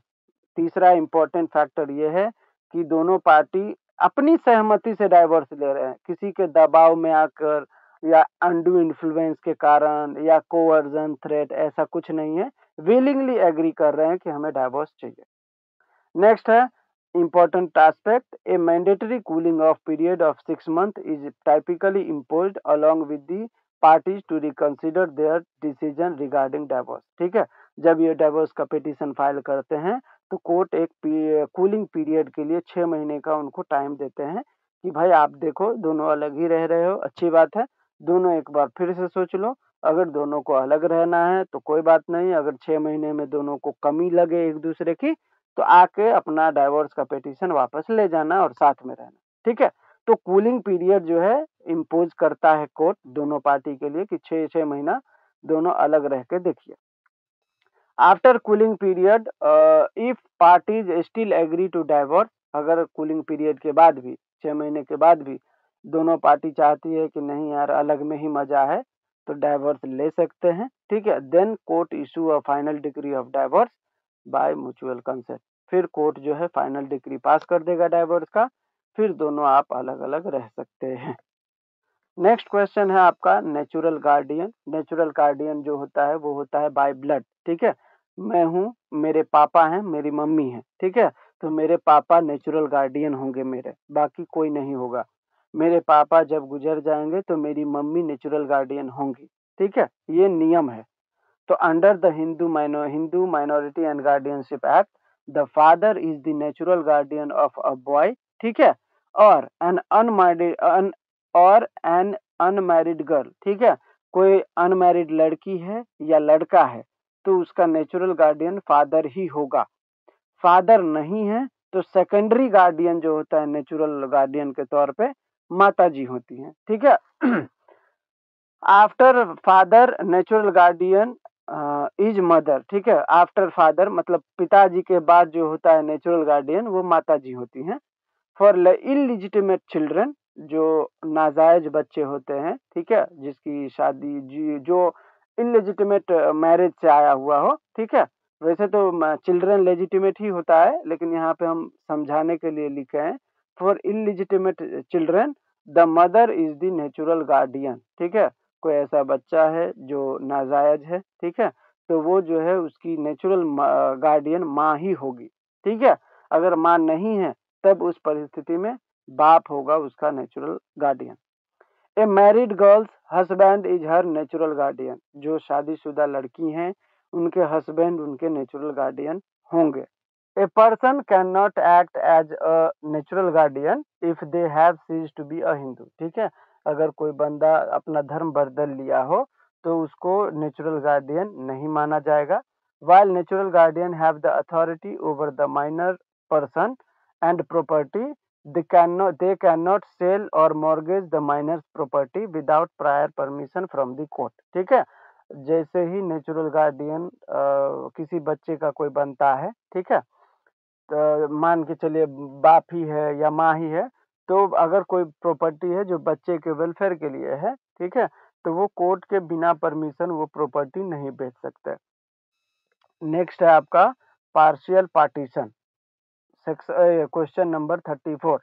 Under the Hindu law a partial partition refers to the division of only one portion of joint family property or among some of joint owners while retaining the rest as joint property। ठीक है, मेरे पास मेरे दादाजी के मेरे पापा जी के 5 property थे। ठीक है, हमने 4 को ऐसे ही रखा, सब मिल के यूज करेंगे, एक को हमने बांट लिया। ठीक है, तो वो क्या हो गया, पार्शियल पार्टीशन हो गया।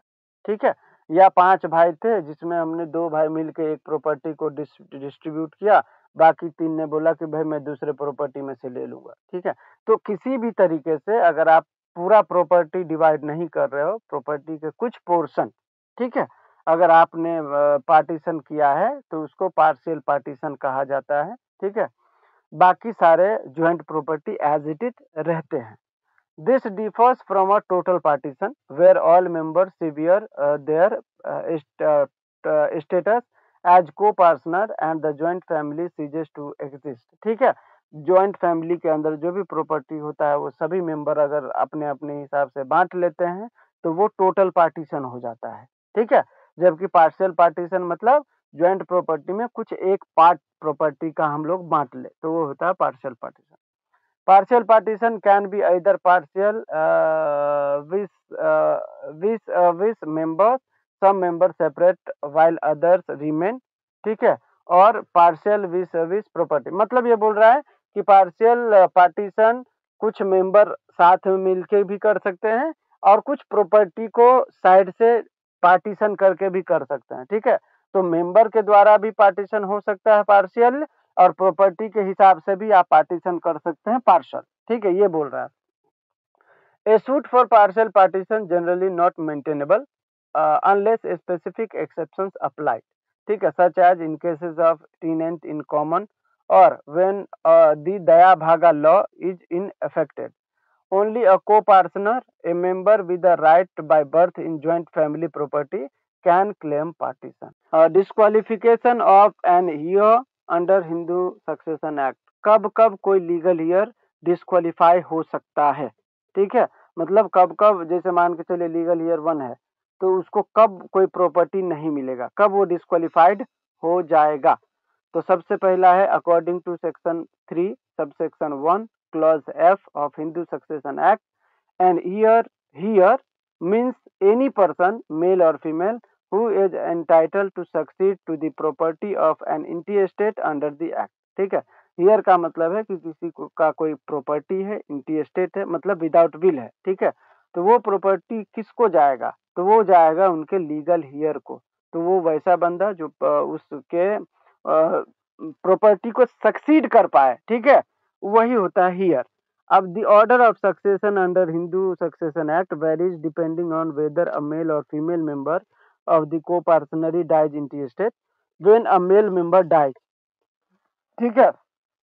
जब कोई मर्द मर जाता है, ठीक है, बिना अपना विल बनाए, तो पहला क्लास लीगल हियर 1 को जाता है, ठीक है? क्लोजेस्ट रिलेटिव वाइफ, सन, मदर और डॉटर उनके पास जाएगा। सेकंड है क्लास लीगल हियर 2 में अदर देन क्लास 1, ठीक है? इसमें हो गए आपके पिताजी हो गए, चाचा हो गए, नाना हो गए, काका हो गए, ये सारे। Agnate other relative through male line, cognate if no heirs in class 1 class 2 agnate then cognate, ठीक है? तो ये बोल रहा है डिस्क्वालिफिकेशन, सवाल में हम बता रहे हैं पूरा डिटेल में, तो डिस्क्वालिफिकेशन कहाँ हुआ?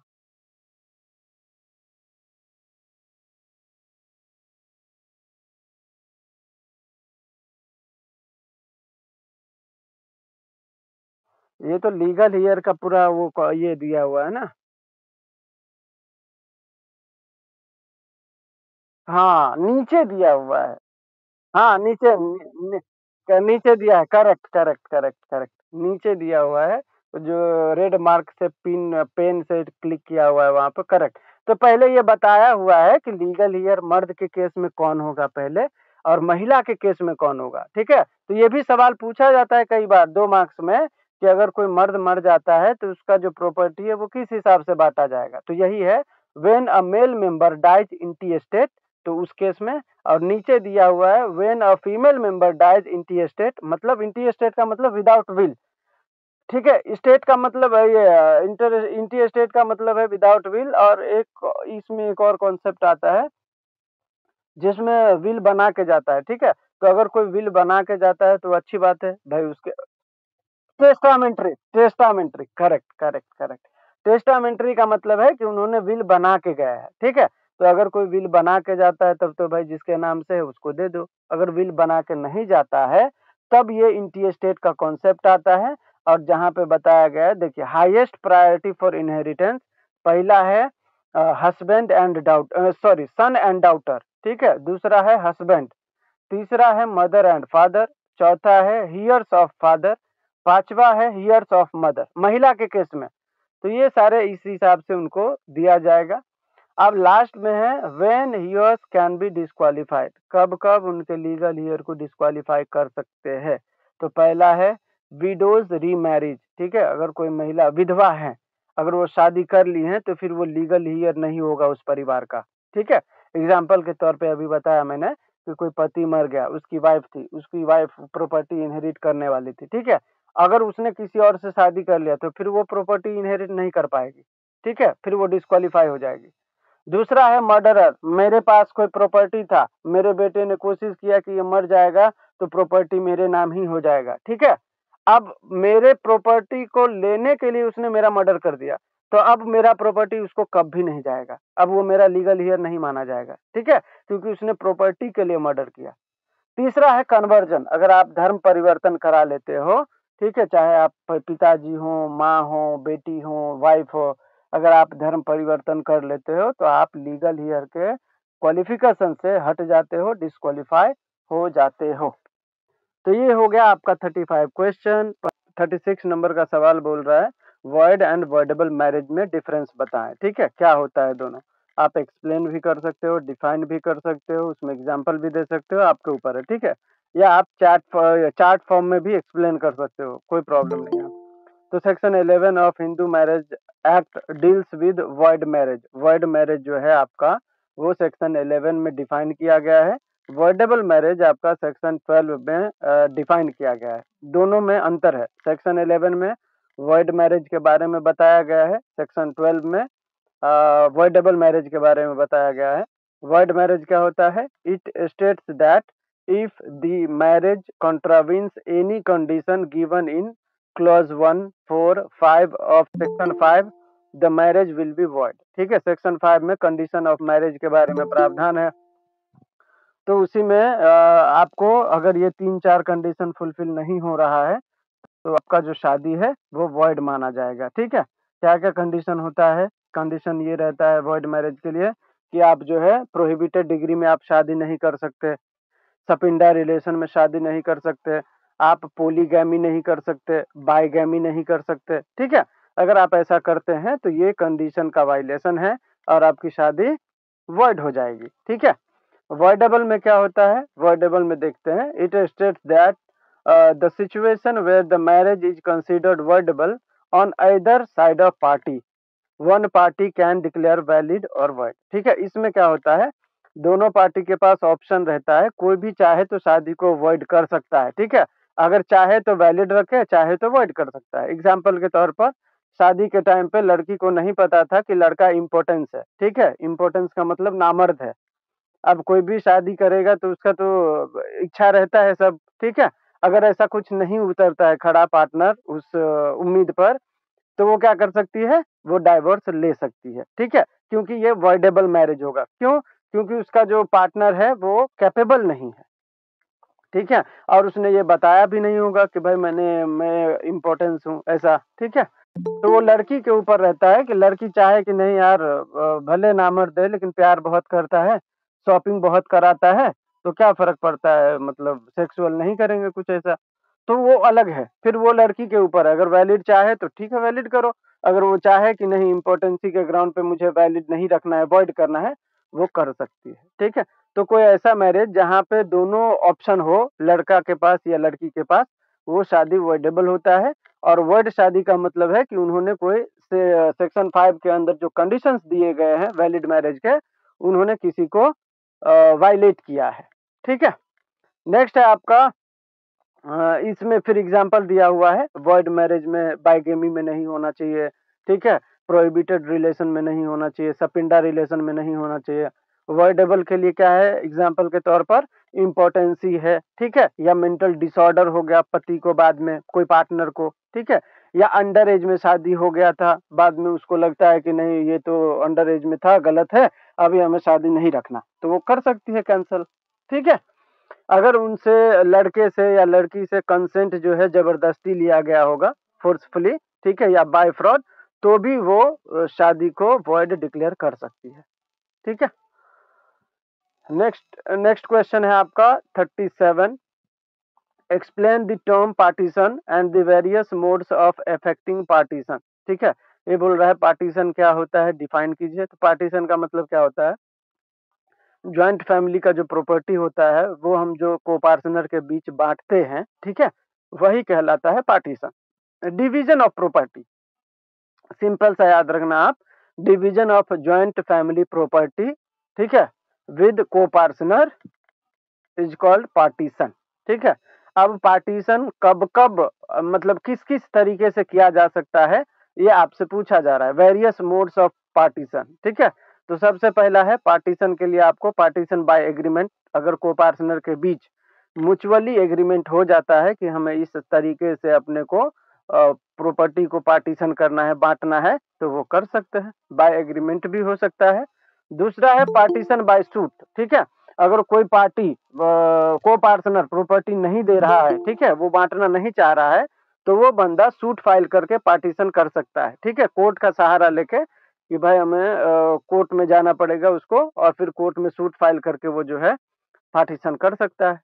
तो पहला है पार्टीशन बाय एग्रीमेंट, दूसरा है पार्टीशन बाय सूट, तीसरा है पार्टीशन बाय विल। ठीक है, को पार्टनर जो है वो विल भी एग्जीक्यूट कर सकता है। ठीक है, और वो अपना इंटेंशन जाहिर कर सकता है कि ये प्रॉपर्टी को किस हिसाब से डिस्ट्रीब्यूट करना है, डिवीजन करना है, पार्टीशन करना है। ठीक है, तो पार्टीशन बाय विल भी होता है।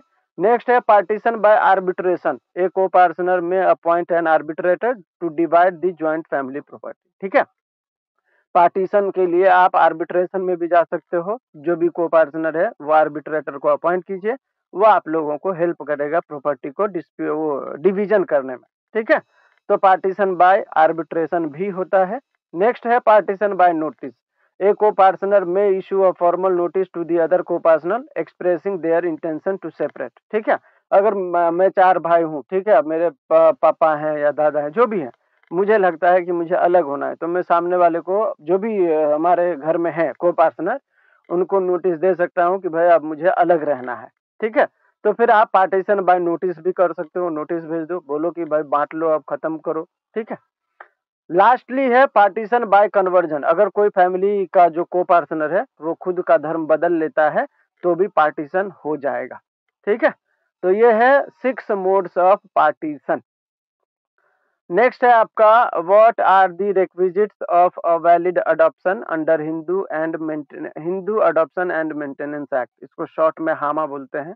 ठीक है, हामा के अंदर a valid adoption requires compliance with specific conditions outline in section 6 and 11। ठीक है, सेक्शन 6 और 11 में कुछ कंडीशन बताए गए हैं जिसके आधार पर अगर आप अडॉप्शन करते हो तो फिर आपका अडॉप्शन वैलिड है, अगर आप उसको फुलफिल नहीं करते उस कंडीशन को तो फिर वो इनवैलिड होगा। ठीक है, अब क्या है सेक्शन 6 में रिक्विजिट हम देखेंगे वैलिड अडॉप्शन के लिए। तो सबसे पहला है सेक्शन 6 में capacity and right of the adopter. ठीक है, जो अडॉप्ट करने वाला है बच्चा उसका कैपेसिटी होना चाहिए। ठीक है, और उसके पास अडॉप्ट करने के लिए राइट होना चाहिए, उसके पास 2 बच्चा पहले से है, कैसे करेगा अडॉप्ट, उसके पास राइट है क्या, नहीं है। ठीक है, तो इस हिसाब से तो एक तो वो कैपेबल होना चाहिए कि वो बच्चा गोद ले रहा है तो खिला पिला सके, पता चला वो खुद सिग्नल पे भीख मांग रहा है, अडॉप्शन में गया है तो कहाँ पालेगा उस बच्चे को, समझ रहे हो। तो ये है, तो capacity and right of the adopter ये जरूरी है, पहला रिक्विजिट से है वैलिड अडॉप्शन के लिए।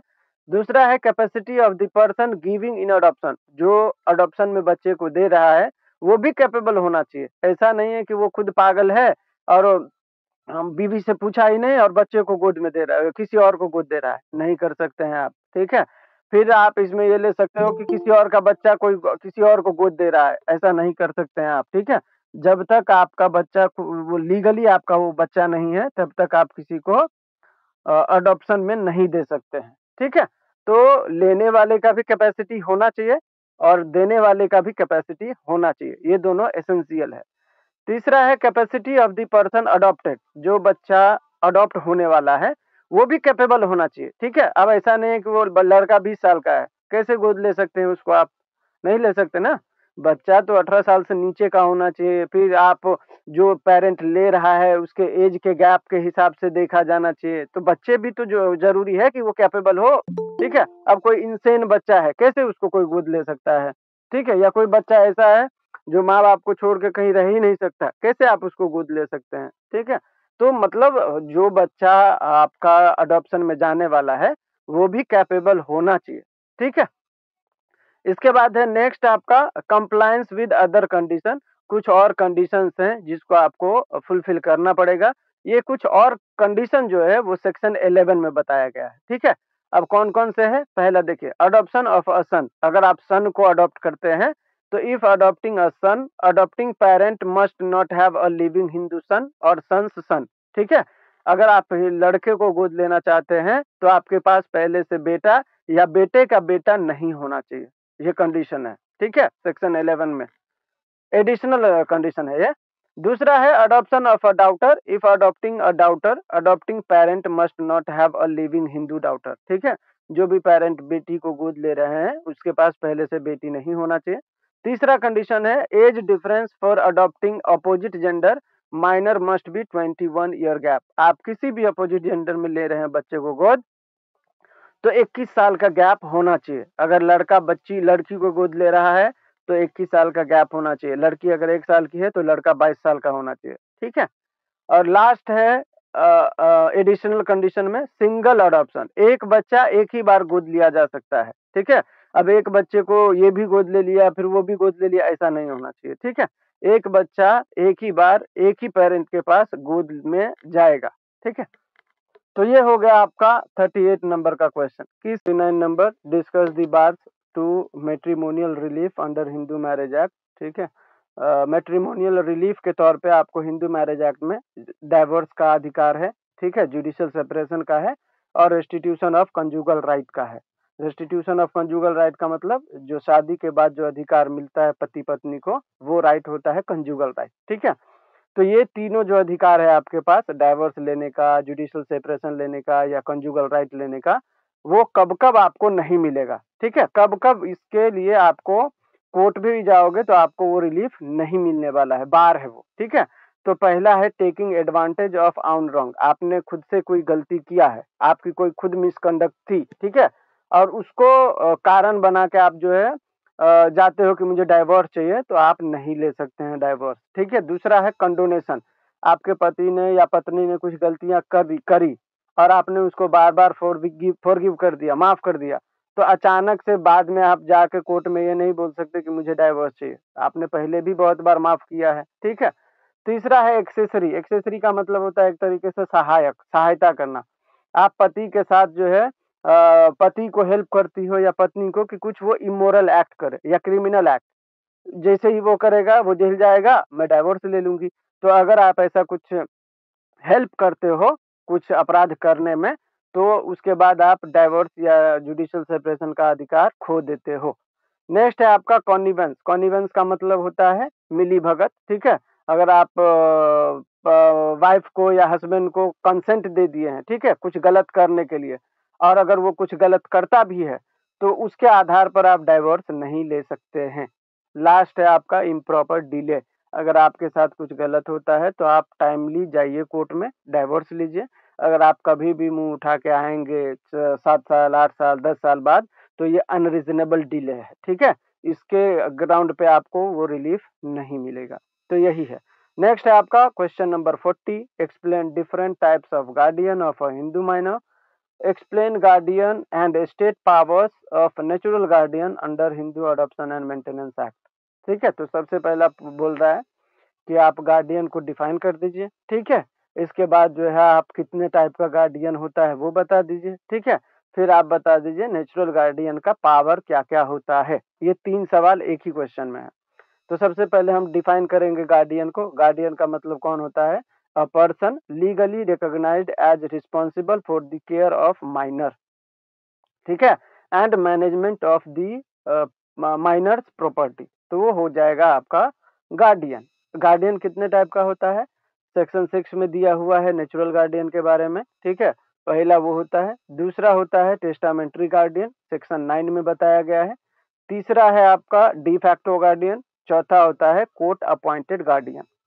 अब ये नेचुरल गार्डियन कौन होता है, ये पिछले लेक्चर में भी डिस्कस किया हमने, जो फिजिकल पेरेंट होते हैं ना उसमें फादर नेचुरल गार्डियन माना जाता है। ठीक है, और माँ अगर फादर नहीं है तो उसके बाद माँ जो है वो नेचुरल गार्डियन मानी जाएंगी। इसके बाद है फॉर इलिजिटिमेट बॉय और girl husband mother, okay, mother followed by father for a illegitimate boy और गर्ल। ठीक है, मतलब कोई इलिजिटिमेट लड़का या लड़की है तो उसके लिए सबसे पहले माँ होगी और उसके बाद पिता होंगे नेचुरल गार्डियन। शादीशुदा लड़कियों के लिए हस्बैंड जो होगा वो नेचुरल गार्डियन होगा। ये हो गया नेचुरल गार्डियन, ठीक है। इसके बाद पावर भी साथ ही साथ दे दिया है, पावर अपन बाद में देखेंगे, ठीक है। दूसरा है आपका टेस्टामेंट्री गार्डियन। टेस्टामेंट्री गार्डियन कौन होता है? जो विल के थ्रू बना के जाते हैं, ठीक है, कि भाई मैं सॉरी, मैं अभी मरने वाला हूँ, तो मेरे बच्चे का देखभाल आज से ये करेगा, तो वो कौन हो जाएगा? वो हो जाएगा टेस्टामेंट्री गार्डियन। विल के थ्रू आप किसी को गार्डियन बना के जाते हो। इस केस में ये बात याद रखना कि नेचुरल गार्डियन था पिता, ठीक है, वो मर रहा था तो उसने किसी बंदे को नेचुरल गार्डियन बना दिया, ठीक है, मतलब मरने से पहले उसको गार्डियन बना दिया, तो वो हो गया विल के थ्रू टेस्टामेंट्री गार्डियन। लेकिन यहाँ पे एक केस ये भी है कि अगर पति के मरने के बाद पत्नी को लगता है कि नहीं, वो जो गार्डियन है वो सही नहीं है, मैं किसी और को बनाना चाहती हूँ, तो वाइफ जो है किसी और को भी टेस्टामेंट्री गार्डियन बना सकती है, ये याद रखना, ठीक है।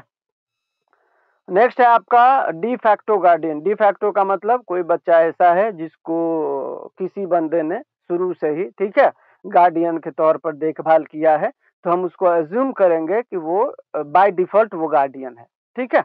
लास्टली है कोर्ट अपॉइंटेड गार्डियन, सेक्शन 12 में है, a guardian appointed by a court, ठीक है। जब किसी बच्चे का कोई गार्डियन नहीं होता है या उसके पास प्रॉपर्टी ज्यादा होता है, लूट खसोट करने वाले बहुत होते हैं, तो ऐसी परिस्थिति में कोर्ट जो है गार्डियन अपॉइंट करता है, जो एकदम अनबायस होता है, निष्पक्ष होता है, बच्चे के हित में कदम उठाएगा, ऐसा होता है, ठीक है। अब लास्टली इसमें पूछा था कि पावर क्या है नेचुरल गार्डियन का, तो क्या है नेचुरल गार्डियन का पावर? पहला है responsible for the minor's property, minor's and property. ये जो होते हैं नेचुरल गार्डियन, वो बच्चे के लिए और उसके प्रॉपर्टी के लिए जिम्मेदार होते हैं। दूसरा है can not transfer immovable property without prior court permission. कोई इमूवेबल प्रॉपर्टी है तो नेचुरल गार्डियन जो है बच्चे के वो बिना कोर्ट के सहमति के, परमिशन के, वो प्रॉपर्टी ट्रांसफर नहीं कर सकता है। लास्टली एनी अनऑथराइज ट्रांजैक्शन या transfer is voidable at the minor's instance, ठीक है। अगर कोई इस तरीके का अनऑथराइज ट्रांसफर करता है तो वो वॉइडेबल माना जाएगा और ये बच्चे के ऊपर रहेगा। अगर वो माने कि ठीक है जाने दो तो सही है, अगर उसको लगेगा कि गलत है तो गलत, ठीक है। ये हो गया आपका 40 नंबर का क्वेश्चन।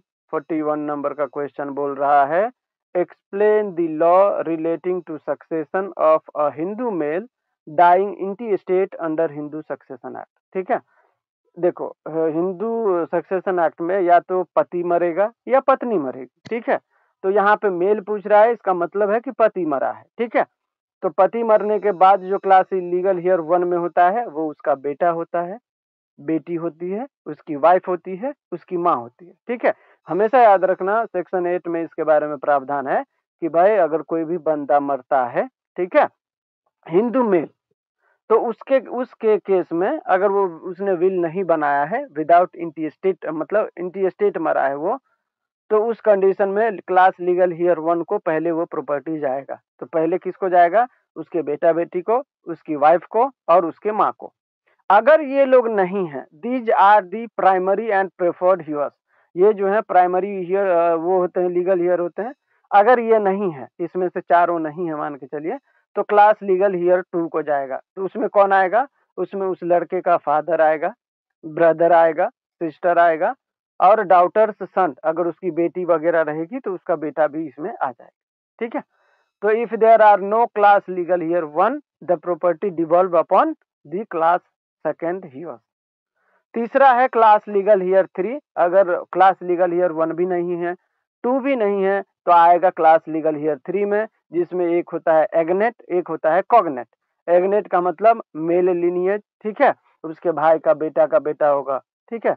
कॉग्नेट फीमेल लिनियज, उसकी माँ की बहन का बेटा होगा, ऐसा कुछ, ठीक है। तो फिर वो उसमें जाएगा। तो मतलब कुल मिला के ये दूर के रिश्तेदार होते हैं, एग्नेट और कॉग्नेट। नेक्स्ट क्वेश्चन है 42, enumerate in detail the ground available to wife for divorce, ठीक है। ये सिर्फ वाइफ के लिए पूछ रहा है और फिर आपसे पूछ रहा है कि एक्सप्लेन कीजिए क्रुअल्टी कैसे डाइवर्स का ग्राउंड होता है, कन्वर्जन कैसे ग्राउंड होता है, डिजर्शन कैसे ग्राउंड होता है डाइवर्स का, ठीक है। देखिए, तो ground available to wife for divorce are specified under section 13 sub clause 2 of Hindu marriage act. HMA के अंदर सेक्शन 13 के सब क्लॉज 2 में महिलाओं के लिए खास करके डाइवोर्स का ग्राउंड दिया हुआ है वाइफ के लिए। पहला है बाइगेमी के आधार पर, पति अगर किसी और महिला से शादी कर लेता है तो वाइफ डाइवोर्स ले सकती है। दूसरा है पति को कहीं जेल हो जाता है तो वाइफ को जो है डाइवोर्स लेने का अधिकार हो जाता है। आपसे 2 ही ग्राउंड नहीं, 2 नहीं पूछा था, ग्राउंड पूछा था। वैसे 2 ही मतलब 2 ग्राउंड है वाइफ के लिए खास करके, ठीक है? और तीसरा है आपसे पूछा था कि क्रूअल्टी को डिफाइन करें कैसे वो डाइवोर्स का ग्राउंड है। तो क्रूअल्टी का मतलब क्या होता है? मेंटली या फिजिकली जब आप किसी को हार्म पहुंचाते हो, मतलब हार्म किसी को क्या, अपने स्पाउस को, तो वो कहलाता है क्रूअल्टी और ये डाइवोर्स का ग्राउंड होता है। नेक्स्ट है कन्वर्जन। कन्वर्जन का मतलब धर्म परिवर्तन, ठीक है? अगर आप ऐसा करते हैं तो ये भी जो है डाइवोर्स का ग्राउंड होता है। नेक्स्ट है डिजर्शन। डिजर्शन का मतलब है कि 2 साल या 2 साल से अधिक अगर आप वाइफ के साथ नहीं रहे हो, ठीक है? आप कहीं गए और आए ही नहीं और 2 साल से दोनों के बीच कोई रिलेशन नहीं बना है, तो वो कहलाता है डिजर्शन और ये भी एक तरीके का ग्राउंड होता है डाइवोर्स लेने का। तो 42 तक में किसी को कोई डाउट हो तो पूछ सकते हैं। हाँ, नेक्स्ट क्वेश्चन है आपका 43। Discuss the law relating to succession of a Hindu female dying intestate. ठीक है, वही है जो अभी मैंने डिस्कस किया। उसमें पति मर गया था पहले, इसमें वाइफ मर गई।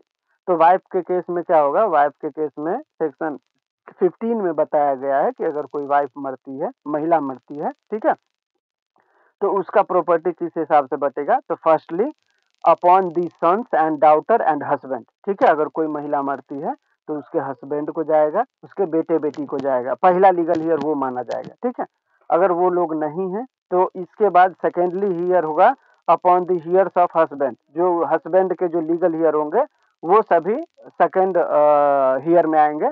थर्डली है upon the mother and father. अगर हस्बैंड के भी कोई रिलेटिव नहीं है, ठीक है, तो मदर और फादर के पास ये प्रॉपर्टी जाएगा।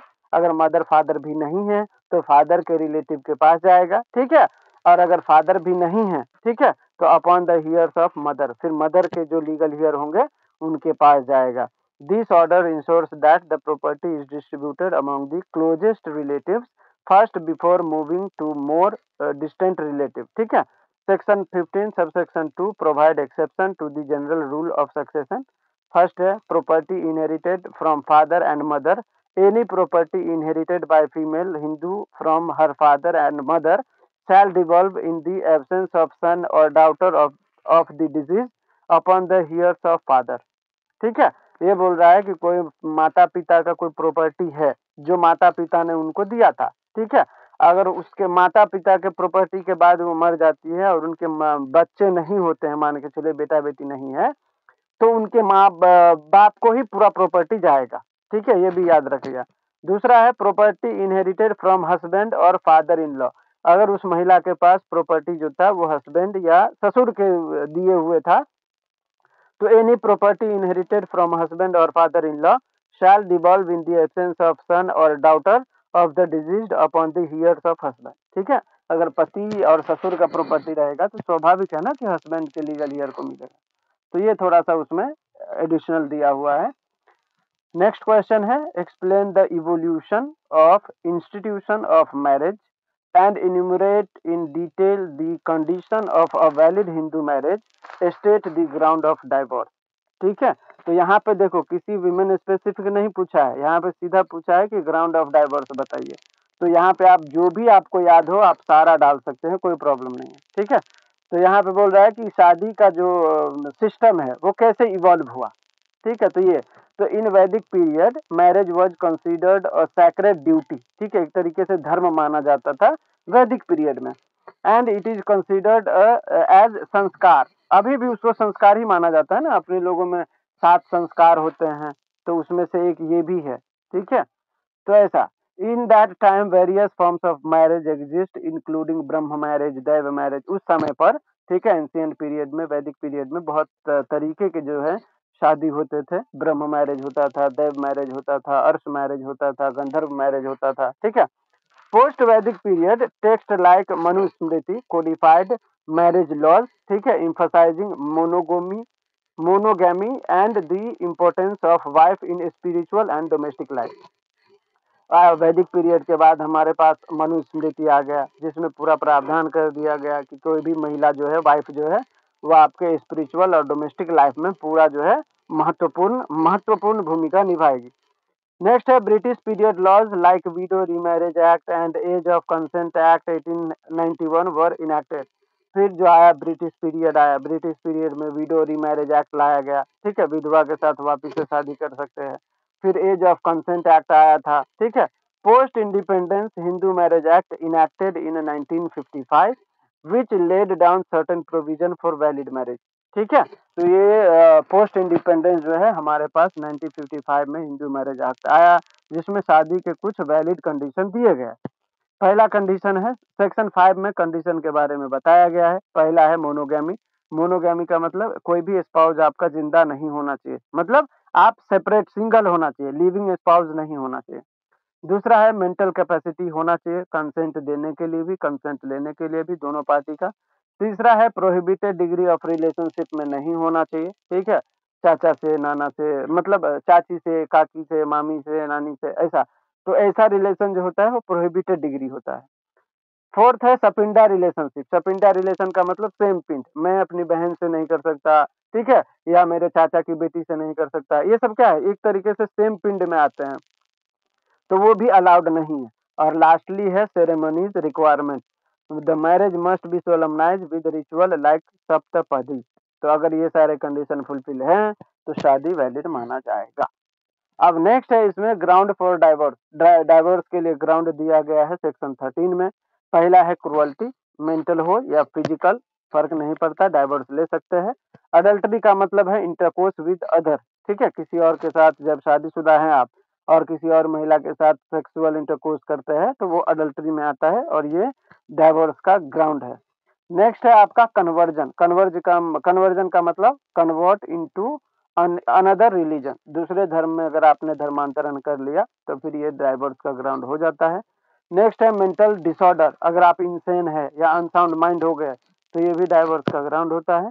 नेक्स्ट है वेनेरियल डिजीज, ठीक है, जैसे सेक्सुअल डिजीज आता है इसमें, HIV हो गया, एड्स हो गया, तो ये वेनेरियल डिजीज में आता है और ये मतलब ग्राउंड होता है डाइवोर्स के लिए।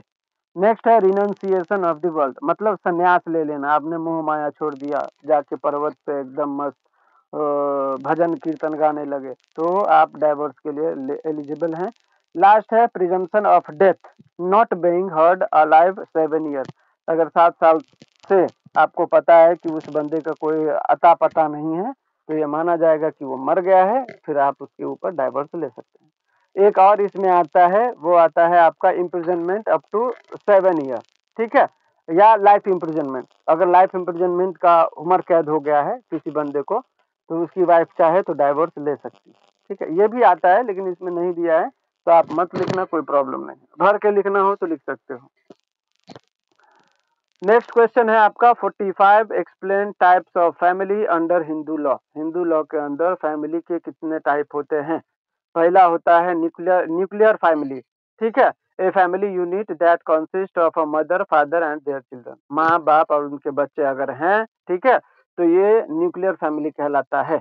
दूसरा है extended family, a family unit that includes grand parent, aunt, uncle, cousin, मतलब पूरा परिवार का जो होता है ना, ज्वाइंट फैमिली, उसको बोलते हैं एक्सटेंडेड फैमिली। तीसरा है single parent family. Single parent family का मतलब माता वन पेरेंट होते हैं और उनके बच्चे होते हैं, तो वो सिंगल पेरेंट फैमिली कहलाता है। नेक्स्ट है पैट्रियार्कल फैमिली, जहाँ पे फादर हेड होते हैं घर के, पैट्रियार्कल फैमिली। मैट्रियार्कल फैमिली का मतलब जहाँ पे माता जी हेड होती हैं घर की। और लास्ट है इगैलिटेरियन फैमिली, ठीक है, इसमें क्या होता है, माता पिता दोनों ही घर को लीड करके चलाते हैं, तो ये होता है इगैलिटेरियन फैमिली। नेक्स्ट है आपका 46 नंबर का question, define special marriage under special marriage act. तो special marriage between two person who are not prohibited from marrying each other by any law और custom applicable to either of them, ठीक है। तो special marriage का मतलब होता है दो अलग अलग धर्म के जब लोग आते हैं, ठीक है, वो अपने अपने धर्म में शादी नहीं कर सकते जब तक वो कन्वर्ट ना हो, ठीक है। तो अगर आपको कन्वर्ट भी नहीं होना है और दोनों अपने अपने धर्म को फॉलो करते हुए शादी करना है तो वो शादी स्पेशल मैरिज होता है और इसको डिफाइन किया गया है स्पेशल मैरिज एक्ट में। नेक्स्ट है आपका 47 define domestic violence under DV act 2005। ये छोटे छोटे लॉज हैं जो आपसे एक आध सवाल पूछा जा सकता है, इसीलिए मैंने हैंड रिटन में इस सब सवाल को ऐड कर दिया है। ठीक है, तो डोमेस्टिक वायलेंस का मतलब क्या होता है? घर में आप किसी महिला के साथ, बहन के साथ, बीवी के साथ, बेटी के साथ या माँ के साथ, नानी के साथ, दादी के साथ, वीमेन होना चाहिए। अगर आप किसी भी तरीके से हरास करते हैं उनको, ठीक है, चाहे वो वाइफ हो, माँ हो, बहन हो, कोई फर्क नहीं पड़ता, तो ये आपका जो है डोमेस्टिक वायलेंस के अंदर आएगा और इसको डीवी एक्ट के अंदर डिफाइन किया गया है। नेक्स्ट है 48 डिफाइन बेनामी ट्रांजैक्शन अंडर बेनामी ट्रांजैक्शन एक्ट। बेनामी ट्रांजैक्शन का मतलब क्या होता है कि मैंने कोई प्रॉपर्टी खरीद के प्रॉपर्टी आपके नाम कर दिया प्रॉपर्टी, ठीक है, लेकिन पूरा मालिकाना हक अभी भी मेरे पास है, मतलब मैं ही सब कुछ देखता हूँ उसको, तो वो होता है बेनामी ट्रांजैक्शन। ये हालांकि अलाउड नहीं है हमारे भारत में। A transaction in which the property is purchased or acquired in the name of one person, but the beneficial interest in the property vests with another person। ठीक है, मतलब होता है ना कभी कभी प्रॉपर्टी अपने वाइफ के नाम से ले लो और लीड करो आप, तो ये क्या है? ये हो जाता है बेनामी ट्रांजैक्शन एक तरीके से, मतलब यूज कोई और कर रहा है, नाम से किसी और के है, तो ऐसा। The act prohibited all forms of बेनामी ट्रांजैक्शन, आप ऐसा नहीं कर सकते हैं। नेक्स्ट है आपका explain characteristics of Mitakshara joint family. Mitakshara joint family में क्या क्या होता है, क्या उसके विशेषताएं हैं, ये आपसे पूछा जा रहा है। तो इसमें पहला विशेषता तो ये है कि इसमें जो प्रॉपर्टी एंसेस्ट्रल प्रॉपर्टी होता है उसमें सभी मालिक होते हैं। ठीक है, चाहे वो आप आज पैदा हुए हो या आपके पापा हो, उसमें सबको मिलता है, जबकि उस दया भागा में ऐसा नहीं है। दूसरा, दी को partner have a right by birth. ठीक है, इसमें क्या होता है मिताक्षरा ज्वाइंट फैमिली में, आपको अगर आपने जन्म लिया तो आपको एंसेस्ट्रल प्रॉपर्टी में अधिकार मिल जाएगा। और लास्ट है द को partner have a right of survivorship. ठीक है, जो भी को पार्टनर है अगर वो मरते हैं उनके पास उनके जो भी रहेंगे उसके बाद का वो उनको राइट मिलता जाएगा। तो ये सारी चीजें इसके अंदर हैं। लास्ट क्वेश्चन है आपका इंपॉर्टेंट 50 का 50 नंबर, डिफाइन कर्ता and explain it's power and privilege. क्या क्या इनके पास पावर है और प्रिविलेज है और कर्ता होता कौन है? The Karta is the head of joint Hindu family. He is responsible for the management of the family property and affairs. Power and privilege of Karta. पहला है he has the power to alienate joint family property. दूसरा है he has the power to borrow money on behalf of the joint family. तीसरा है he has the power to make contract on behalf of joint family. Fourth है he has the power to represent the joint family in a legal matter. पांचवा है he has the power to receive income from the joint family property. Next है he has also right to maintenance. ठीक है, अब इनके कुछ obligation भी होते हैं, ठीक है, ड्यूटीज भी होते हैं। ये तो हो गए पावर, अब उनका ड्यूटी क्या होता है? तो पहला है responsible for management of property, property को मैनेज करने का दायित्व उनके पास होता है। रिस्पॉन्सिबल फॉर डेब्ट, अगर कोई उधार लोन या है तो उसके लिए भी ये जिम्मेदार होते हैं। नेक्स्ट है रिस्पॉन्सिबल फॉर मेंटेनेंस, घर को मेंटेन करने के लिए ये रिस्पॉन्सिबल होते हैं। Responsible for perform ritual right. ठीक है, घर में जो होता है ना रिचुअल्स, बेटी की शादी है तो उसमें कन्यादान करना है या बेटे का मुंडन है तो उसमें जो है खर्चा करना है, तो ये सारी जिम्मेदारी जो है एक तरीके से कर्ता के ऊपर होता है।